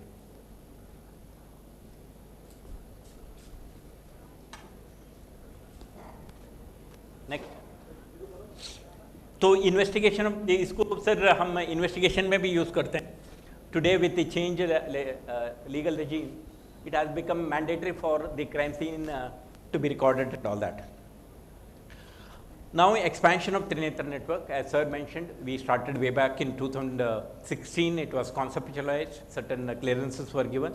2018, first work order was issued, and 19 we got some component inaugurated, 20, 21 we got almost all of them got inaugurated, and now we are in the process of expanding it to 54 more cities. That time we had left out, sir, Ahmedabad, Rajkot, Vadodara and Surat, because they were covered under the smart city. Remaining districts we had taken, like rural we had taken. Now, all the 3 commissionerates plus 51 other tier 3 smaller cities, like in Valsad, we had done Valsad earlier in phase 1. Now, phase 2 we are covering Vapi. Like Kamraj we had done in Surat, now we are doing it Bardoli. We had done Mehsana, now we are doing Unja. In Palanpur we had done, now we are doing Disa. Like that, we are expanding beyond the district capitals and going to smaller cities and covering them. We are also covering 80 interstate checkposts. Rajasthan, Maharashtra, Madhya Pradesh, Diu Daman, all the entry points will have CCTV camera based surveillance, so that any vehicle entering Gujarat or exiting Gujarat, ANPR cameras can keep it tracked. So what time they left, what time they had entered, everything can be tracked. So we are also in the process of inducting facial recognition system and AI/ML based solution. We have done the expression of interest and identify certain technology, because there are multiple technologies available. How to make it customized and make it possible for inducting it in police force for law enforcement purposes, that is the challenge. So engineering student, I said it is meaningful because you say ये technology वो technology police को use करना चाहिए, कैसे use करोगे? How will you induct it? How do you develop a service level agreement? What are the parameters for service delivery and its standard? How to make payment? How to get it installed? There are many challenges which are unanswered if you don't look at it holistically. Sir, another thing that we have done is the Gujarat Public Safety Measures Enforcement Act 2022. We said government alone cannot increase the camera density in urban centers. It should be the responsibility of business establishments, schools, colleges, universities, and other establishments having 1,000+ footfalls per day also to induct CCTV camera-based surveillance systems to make their installation safe and secure. So keeping that kind of an idea, we have brought in this legislation which says 1,000+ footfalls anywhere, whether it is a shopping mall, whether it is a hospital or a college or university, need to have CCTV camera-based system at the entrance and also at the parking lot. Whoever entered, exited, which way entered, exited. Connected. Yes, sir. Whether project, suppose there is a big mall, they may be having their own systems for their safety. But is it supposed to be connected to your command? No. Right now, no, sir. But Union Home Minister Sahab, when he inaugurated Ahmedabad facility, he said, please take them for your system. There are cost implications because every camera, when it gets connected to the command and control center, there is a bandwidth required. We need to have storage for 30 days or whatever. Even if it is not for 30 days, even for 1 day or 3 days or 1 week, there is a cost implication. Again, we need human resources to keep tab and monitoring licenses and things like that for using video analytics and make it possible for us to make a productive use of these footages, otherwise they go useless.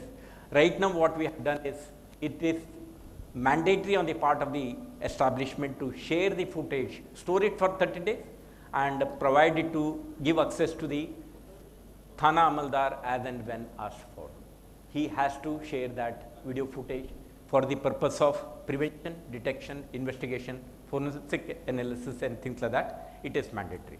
So there is a notice period and all that. We can, instead of bullying somebody, we need to tell them, sir, this is needed and please share it with us. My idea was that it should be connected all the time. Otherwise, we should have a seamless system in the whole country.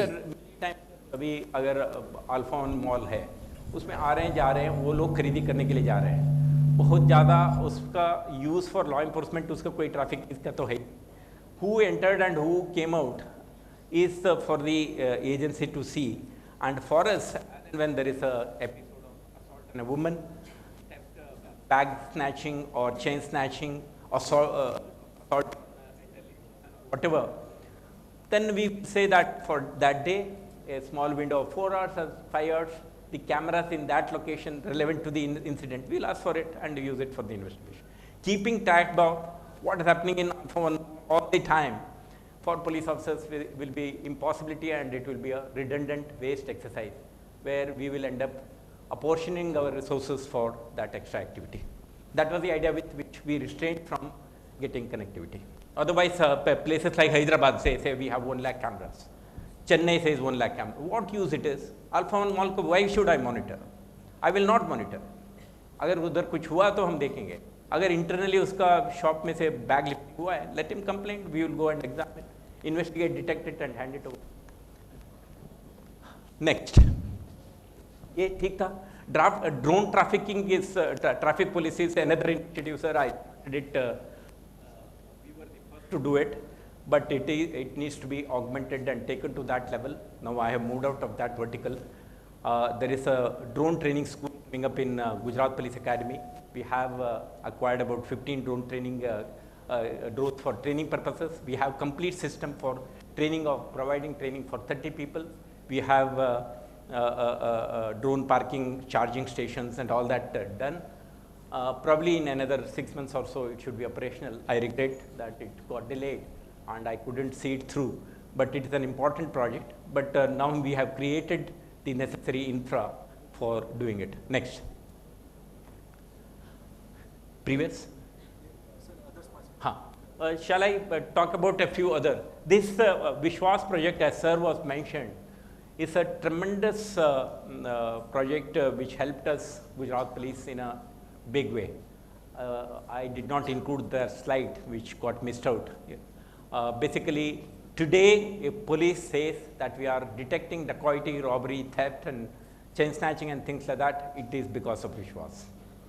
And if in places like Patan, sir, there used to be about 75 chain snatching episode every year. होता था, sensation होता, 3-4 incident हो जाएंगे. इधर वडोदरा पे भी हो रहा है, आपने पेपर में पढ़ा होगा. किसी दिन 3 during morning walk 3 chain snatching events happen. But within 48 hours, we are able to nab those people. Mostly, many a times they are from Anand, Nadiyad, Bharuch, and things like that. Then it gets delayed. Otherwise, local criminals can't escape from police if they commit something in any corner of the city. Paidly, either our camera or a camera in the public system, shopping establishments and things like that, business establishments, will help us zero down on the fellow. And today, our detection in chain snatching is 83% in Vadodara. So, one of the highest in the state, and we are.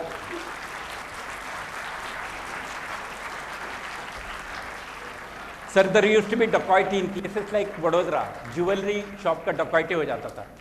Today, in the entire calendar year, as of today, it's 0.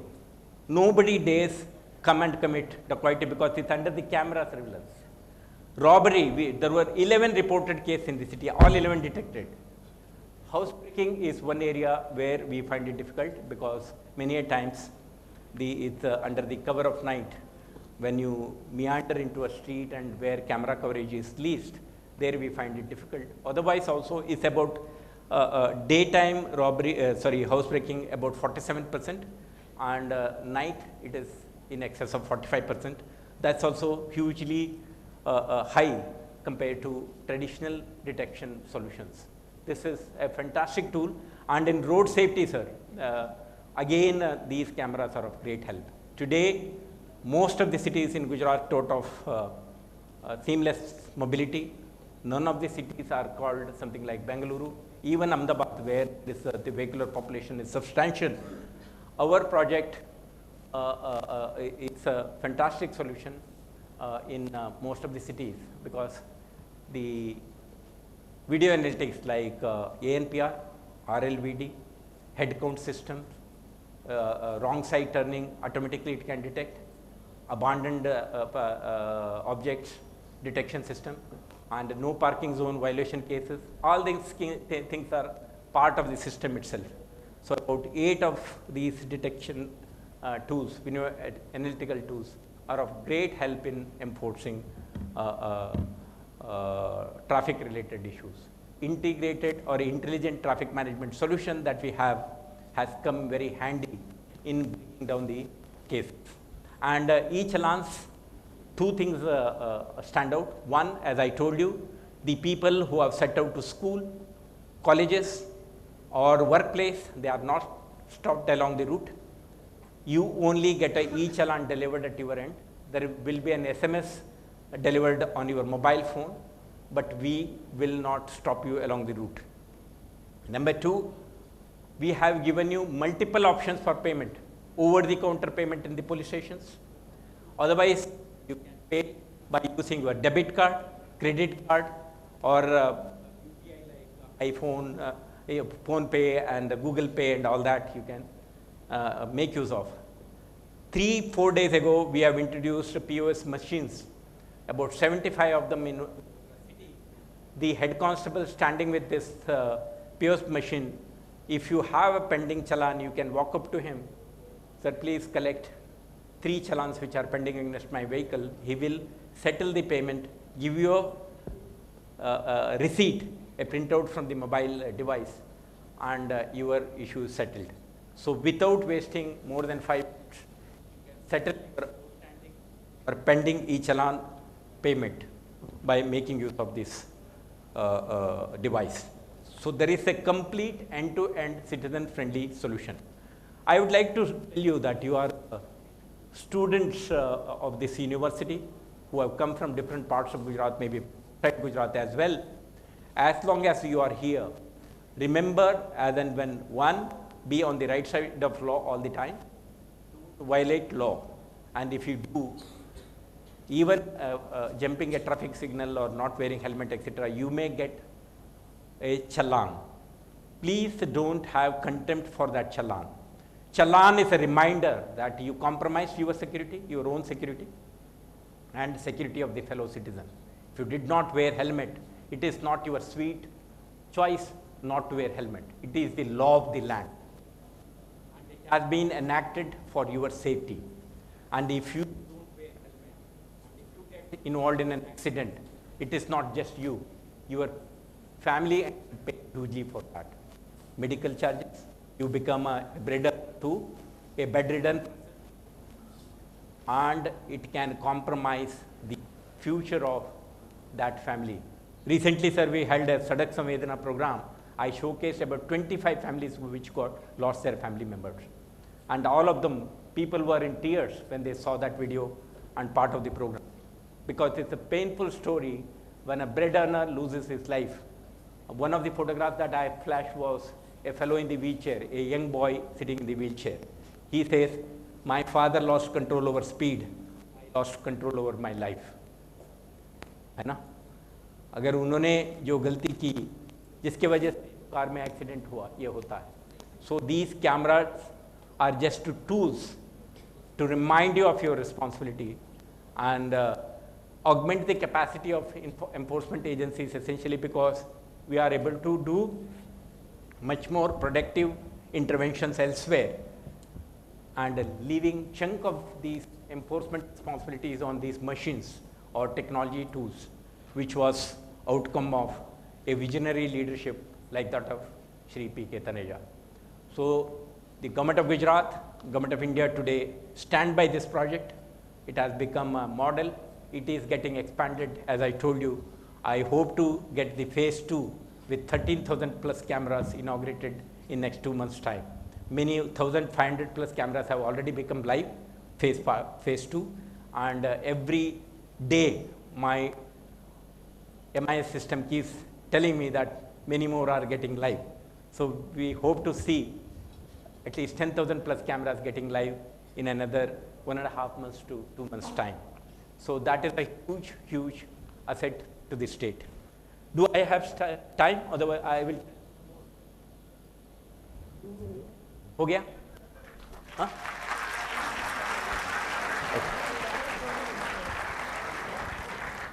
तालियां for closing it or तालियां for continuing for a while?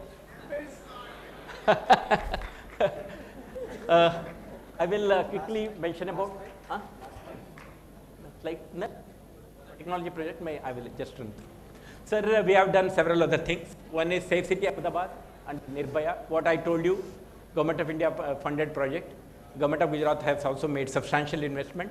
It has these many components. Basically, there are civil components. They have created certain civil infrastructure. It's an IT component, camera component with about 800 plus smart cameras. We have crime mapping system, hotspot analysis systems, predictive policing tools and all that as part of that system. We also have emergency callback and public announcement system.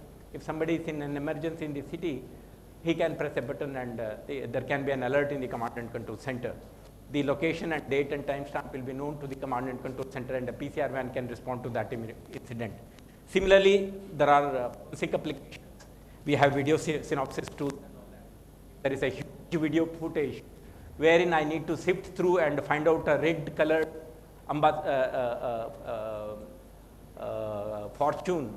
Innova Fortune car. It is possible. I can set many parameters like between 10 and 11, taking right turn, red color, big vehicle. All these the criteria can be run, and you will get a filtered output identifying those vehicles. Similarly, from a crime scene, I can zero down on a person who is seen with a weapon, wearing red shirt or blue trousers and things like that. Professor Saab will agree that many of these tools come very handy for the police to investigate. Mobility is also another component where a number of vehicles have been acquired for SHE teams, Abhayam helplines, and also PCR vans. Training and awareness, of course, that Ekta ground was also basically public awareness and training and things like that. And one-stop crisis center for women and people in distress to come and ask for remedies, which has counseling, law support, police interventions, registration of FIR and things. Next. Number of things other are also happening, like this advanced video analytics and synopsis tool. We have given it to 22 other districts and cities as well. So cities like Vadodara are also capable of doing it. And we have a command and control center, command and control center on wheel with a video wall inside, with a complete solution with some cameras on board and all that. So it is something that again has received national appreciation. Next. Next. EFIR, nowadays it has been mandated by the law, so you can get FIR lodged remotely without visiting a police station. Next. Police station ka sir, now we are doing a project. About 15,000 cameras will get installed across the state with capacity to keep tab on policing policemen to prevent third-degree treatment and things like that. Misbehavior with any complainant walking in to lodge a complaint and things like that. Next. Again, for traffic, we have created a database called IRAD. So the type of vehicle, where it happened, what was the time, was it peak hour or slack hour, is it two-wheelers, three-wheelers or four-wheeler, is it because of the speed, is it man, machine or road which complicated or contributed to the accident. All these things can be basically about 80 plus fields are to be filled up by the investigating officer, which gives a clear picture as to what transpired. Nowadays, we have started this violation on camera also. Traffic policemen are standing with this mobile phones having this app, which will help them capture video footage or a photograph, send it to the command and control center. A challan will be generated if he is found to be violating. Otherwise, most of the time, traffic policemen standing at the junction were feeling helpless. अपने सामने हो रहा है, कुछ नहीं कर पा रहे हैं. अभी अपने सामने हो रहा है, सब कुछ कर पा रहा है. चालान भी इशू करेगा. So it is a reminder to those citizens that capabilities have gone up manifold, and we are watching. Next. Breath analyzer, sir, again for drunken driving and all that. Sound meter, again, all this sound-related violations, DJs and all that. So we have a teamed up with Pollution Control Board, and it is mandated by Supreme Court of India. And we have been making number of, this is also, there is a voice logger, sound logger, and violation can be again longitude, latitude of the date and time stamp, everything is also part of that system. Next. E-Guchcop is something that was there. It has been made now ICJS, Interoperable Criminal Justice System. The police, the prosecution, the judiciary and the jail systems are talking to each other. Otherwise, we were operating in silos. People got arrested, released on bail, we don't know. People went to jail, they came out today and ended up committing crime, we don't know.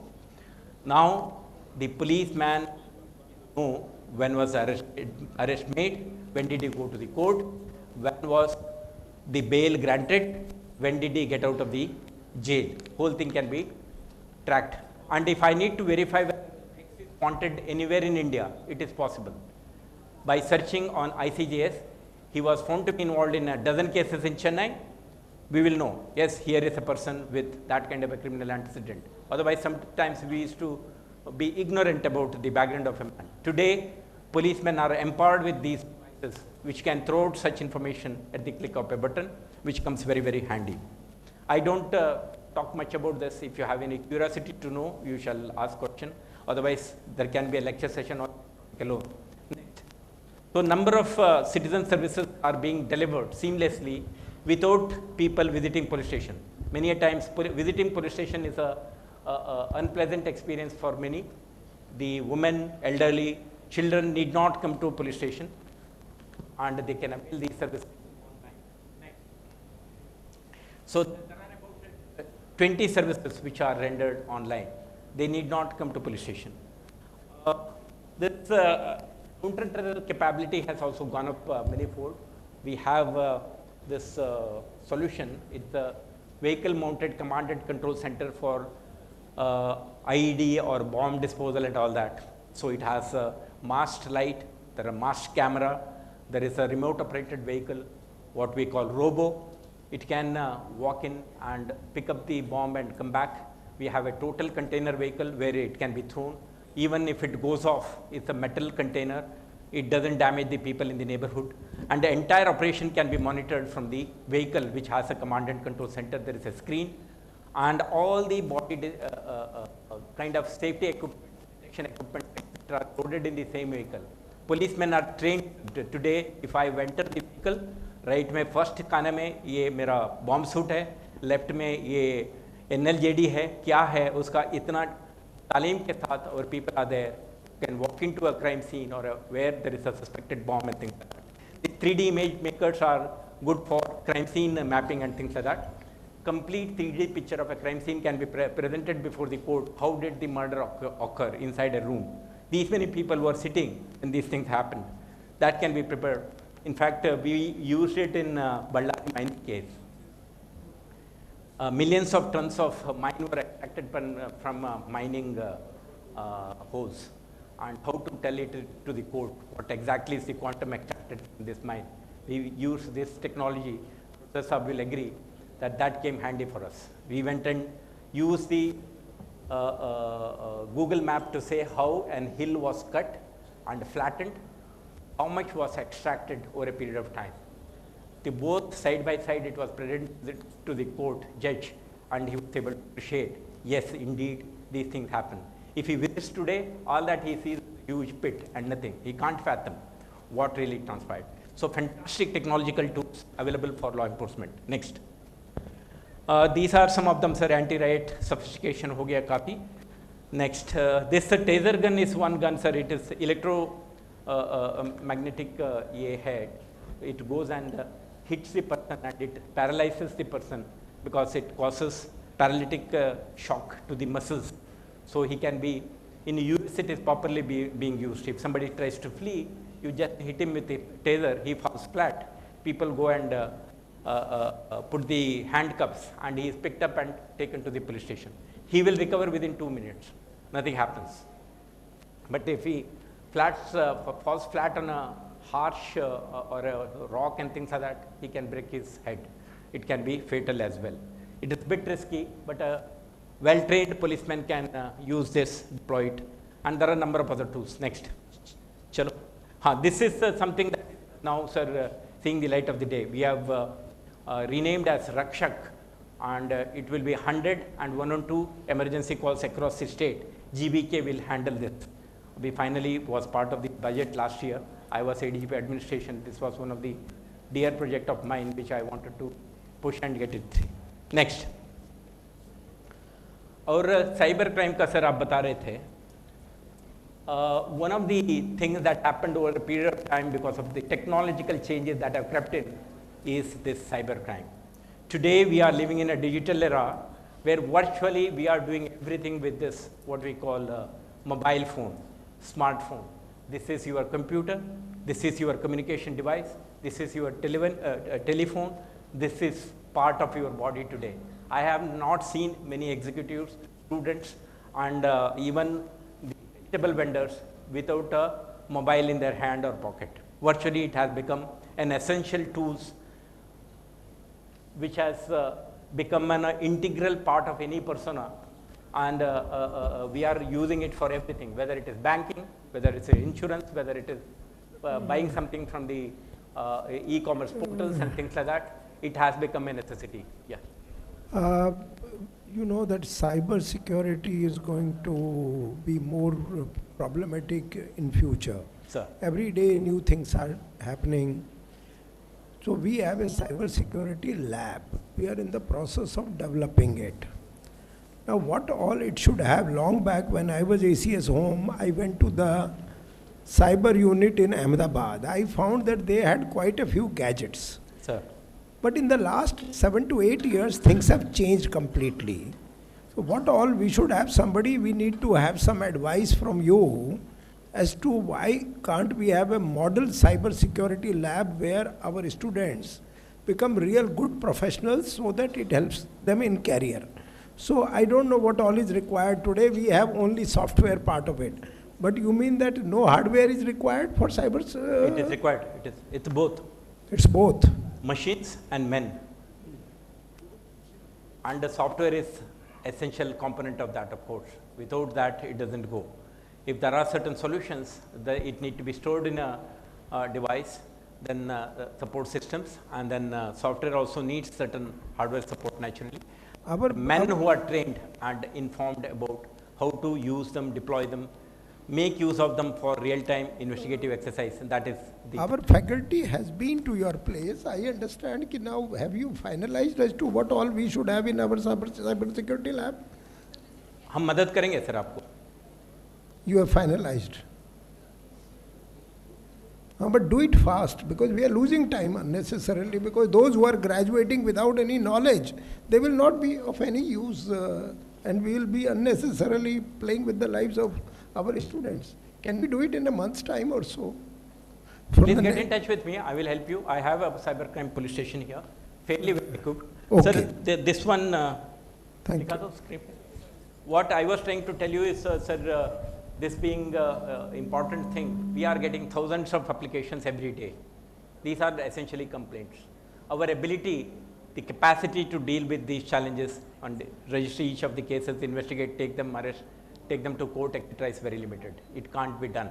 So as part of our capacity building process, sir, we have today created one cybercrime police station in each of the city and district.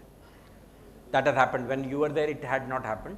And we did it in a phased manner, initially 4 cities, 9 ranges. What is this Trishul?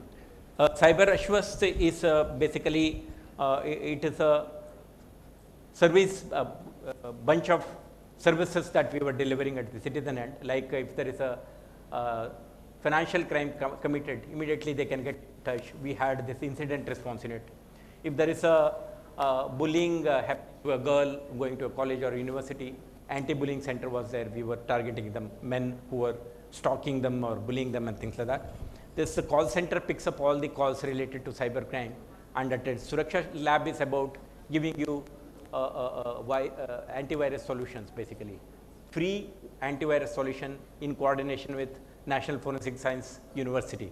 That was a system that we had introduced. Now we have it has become part of our cybercrime police station system itself, and the Government of India has come up with these many things. One, we have computer emergency response teams under the Ministry of Science, the Technology and Communications. We have I4C Integrated Cybercrime Coordination Center under the MHA Government of India. It has several components, sir. Actually, there are about 7 components, which includes investigation, training, forensic support, and they have offered states and UT police units to provide all this at free of cost. Are there any certificate courses on this subject being run by some professional agencies? Because see, what I am looking at on cyber crime or any other. Each of the slide I am showing, sir, I can give a 2-hour lecture on that. You can give, but the point is this: why not to have some short-term courses? It is possible, sir. It is possible. And generate some money at the same time, make the people capable of handling Sir, it. what I tried to do when I was in police headquarters was I created what is called Police Academy and DG, Director Generals of GNLU, RRU and NFSU were part of that. DG was the chairman of the governing council. I was heading the executive council, having some professors from each of these universities. We tried to bring academy and police together. We offered to share the database, all the infrastructure we had. We requested academia to come forward, help us design modules, help us provide training to our police personnel, and also in cracking some of the cases. Okay. Now that I have landed in Vadodara, sir, I have spoken to MS University. Shortly, we are going to have an MOU with the Engineering College Computer Science Division. It can be win-win. We will provide them the data regarding detected cases and things like that, and they will give us expertise in certain investigation, academic solutions to certain imparting training, skill sets and things like that, sir.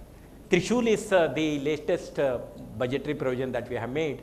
We have decided to carve out a separate cybercrime division within outside CID. Earlier it was part of the CID crime. Today the government may make a posting anytime after January. One officer of the rank of IG or IG will be heading this cybercrime division. With the kind of work, the kind of importance this vertical needs, Government of Gujarat has decided to carve out a separate vertical with about a dozen experts in variety of areas, cyber experts with specific responsibilities within the organization, about 100 outsourced personnel for handling call centers and dealing with these issues, because we can't find policemen with these skill sets and expertise. We would like to bring them from the market, position them at our places and get going. So that's something very big that is happening. Anytime that announcement will be made. Next. This is what I was trying to present as Gujarat Police is a modern police force. When you see traffic man on the street corners, this is in Vadodara, you will see a fellow with helmet, with a reflective jacket, with a body camera and a handheld mobile phone set, and also POS machine to settle. And then these are people who are actually flying drones for an operation. These are people who are manning command and control center. So these policemen are the ones trying to find a smart solution and make it possible for seamless delivery of security services as citizen ends. Next. So this is what I have been saying in every session, the danda wielding police to data crunching police. So we need to transit from 160-year-old police organization to a modern enforcement agency on par with any of the finest police units in the country, in the world. If that has to happen, we need to upgrade the skill sets, knowledge, expertise, and competencies of the policemen on the street corner. If I am knowledgeable, I am committed, hardworking, it doesn't help unless my members of my team are equally committed, empowered with that kind of knowledge and skill set, it doesn't happen. Next. Sir, this is the journey where we aspire with Vishwas. Vishwas cameras are there in virtually in the traffic junctions, in some of the sensitive locations, in community sensitive locations in Vadodara, on Ganesh routes and Navratri venues and many places. And there are drones, there are body cameras, there are cameras in the public system where privately installed cameras as well, whether it is railway stations, bus stations. Now GSRT has just released a tender for some 5,000 cameras in stations and things like that. Railways, airports, these are entry exit points. Virtually a situation where the thief should have this feeling that I have no place to hide. That's the deterrence we want to create, and the community should have this assurance. No need to fear. With the Gujarat police around, with the Vadodara city police around, we are safe and secure in this city. That's the kind of message we would like to convey the people sitting here and through you to the community at large. Next. I am done with my presentation.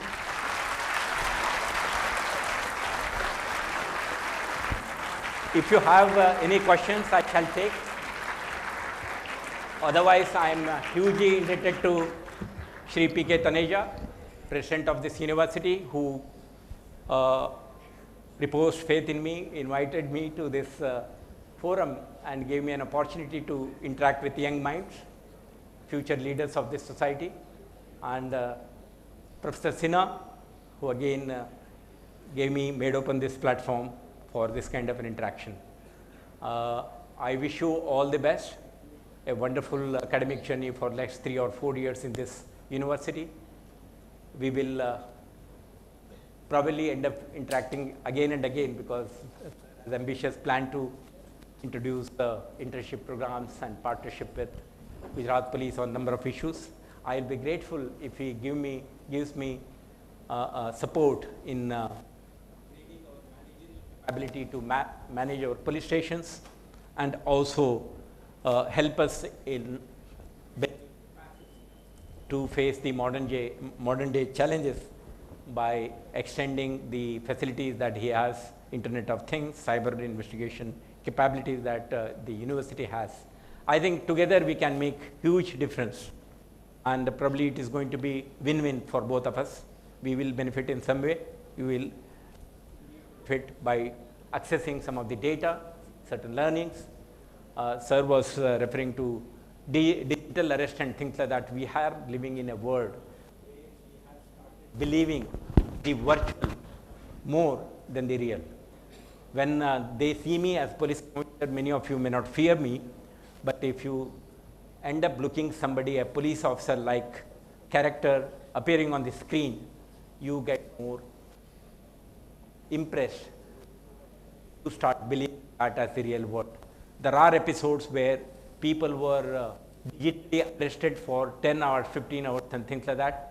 They put their mobile in a charging mode and continue to talk to the police officer thinking that the threat is real, and ended up transferring even to the extent of 36 lakh. Recently we have detected a case where my video message went viral, where he ended up transferring about 36 lakh rupees. He's an educated man. He was he's an insider. He is a part of the government for last 25 plus years. He had enough knowledge about, yet he succumbed to this idea because he ended up seeing somebody in uniform on the screen, somebody who spoke fluent English. Our perception that a criminal is a laggard who speaks a rustic language, no longer the story. And then they ended up seeing some very neatly typed document with a government seal, Ashoka emblem, and Reserve Bank of India tag and all that. He started believing that it is Narcotics Control Bureau, it is indeed Reserve Bank of India orders, it is indeed the inspector, ACP, DCP when it got escalated. So the images that we are seeing today is scary, and it can really push you to the wall and make you cough up that kind of a money, part with that kind of a money. Lifetime savings are parted by people believing that these are the real versions. So that is the kind of challenges we live in. So gentlemen, use technology to the advantage of the society. If you are glued to your screen and not open to what it is, how it is being used elsewhere, you are a failure. If you are only trying to understand, use it as a tool for accessing certain dirty content, again the purpose is defeated. Use it, AI or ML or whatever, for your I wish you best and wonderful stay here on the campus. Thank you so much.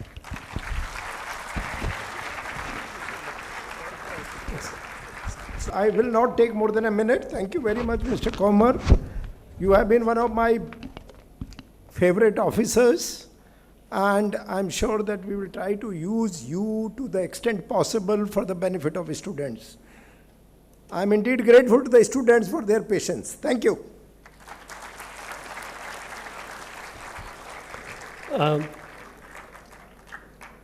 So students, it is indeed a great opportunity for all of us to listen to such a visionary. Very important thing that was going on in my mind was what we see in the name of Bollywood or Hollywood and what is the reality is completely different. So there are students here from BCA, Computer Science Engineering and Data Science. I think this session must have given you a lot of insights about what kind of precautions, what kind of preparedness you need to maintain, what will be expected from you outside. So thank you, sir, for taking this opportunity and having you over here. Now I would request Nishu madam to come forward and give a token of gratitude to President sir, who will offer the gratitude to our chief guest of today.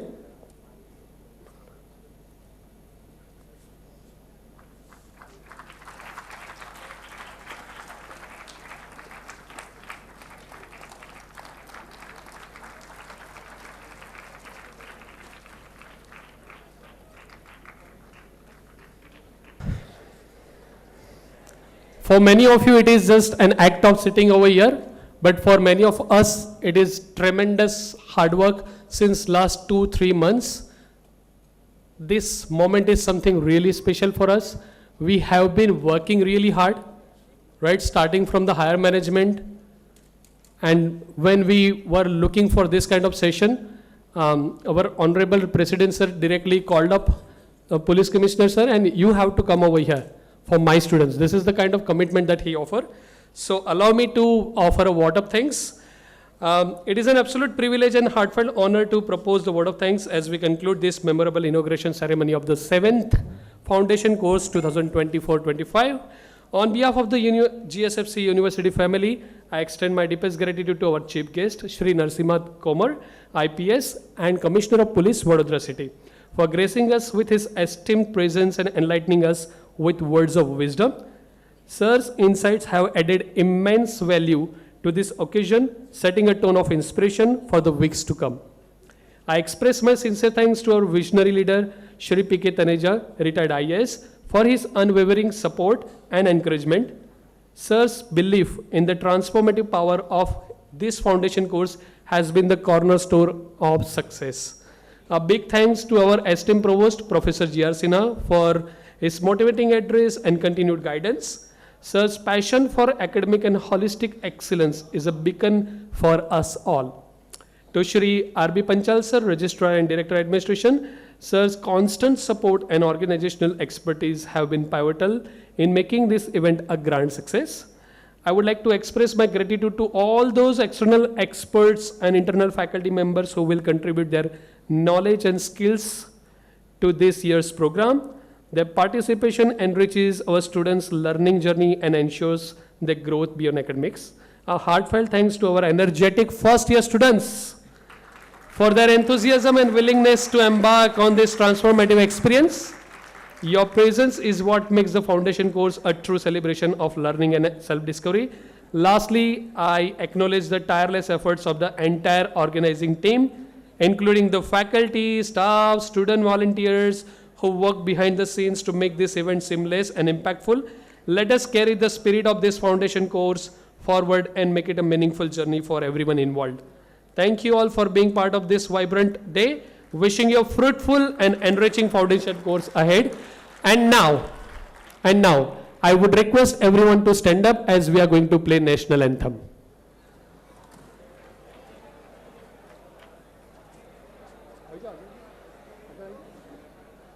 जनगण मन अधिनायक जय हे भारत भाग्य विधाता पंजाब सिंध गुजरात मराठा द्राविड उत्कल बंगा विंध्य हिमाचल यमुना गंगा चञ्चल जलधितरङ्गा तव शुभ नामे जागे तव शुभ आशीष मांगे गाहे तव जय गाथा जन गण मंगलदायक जय हे भारत भाग्य विधाता जय हे जय हे जय हे जय जय जय जय हे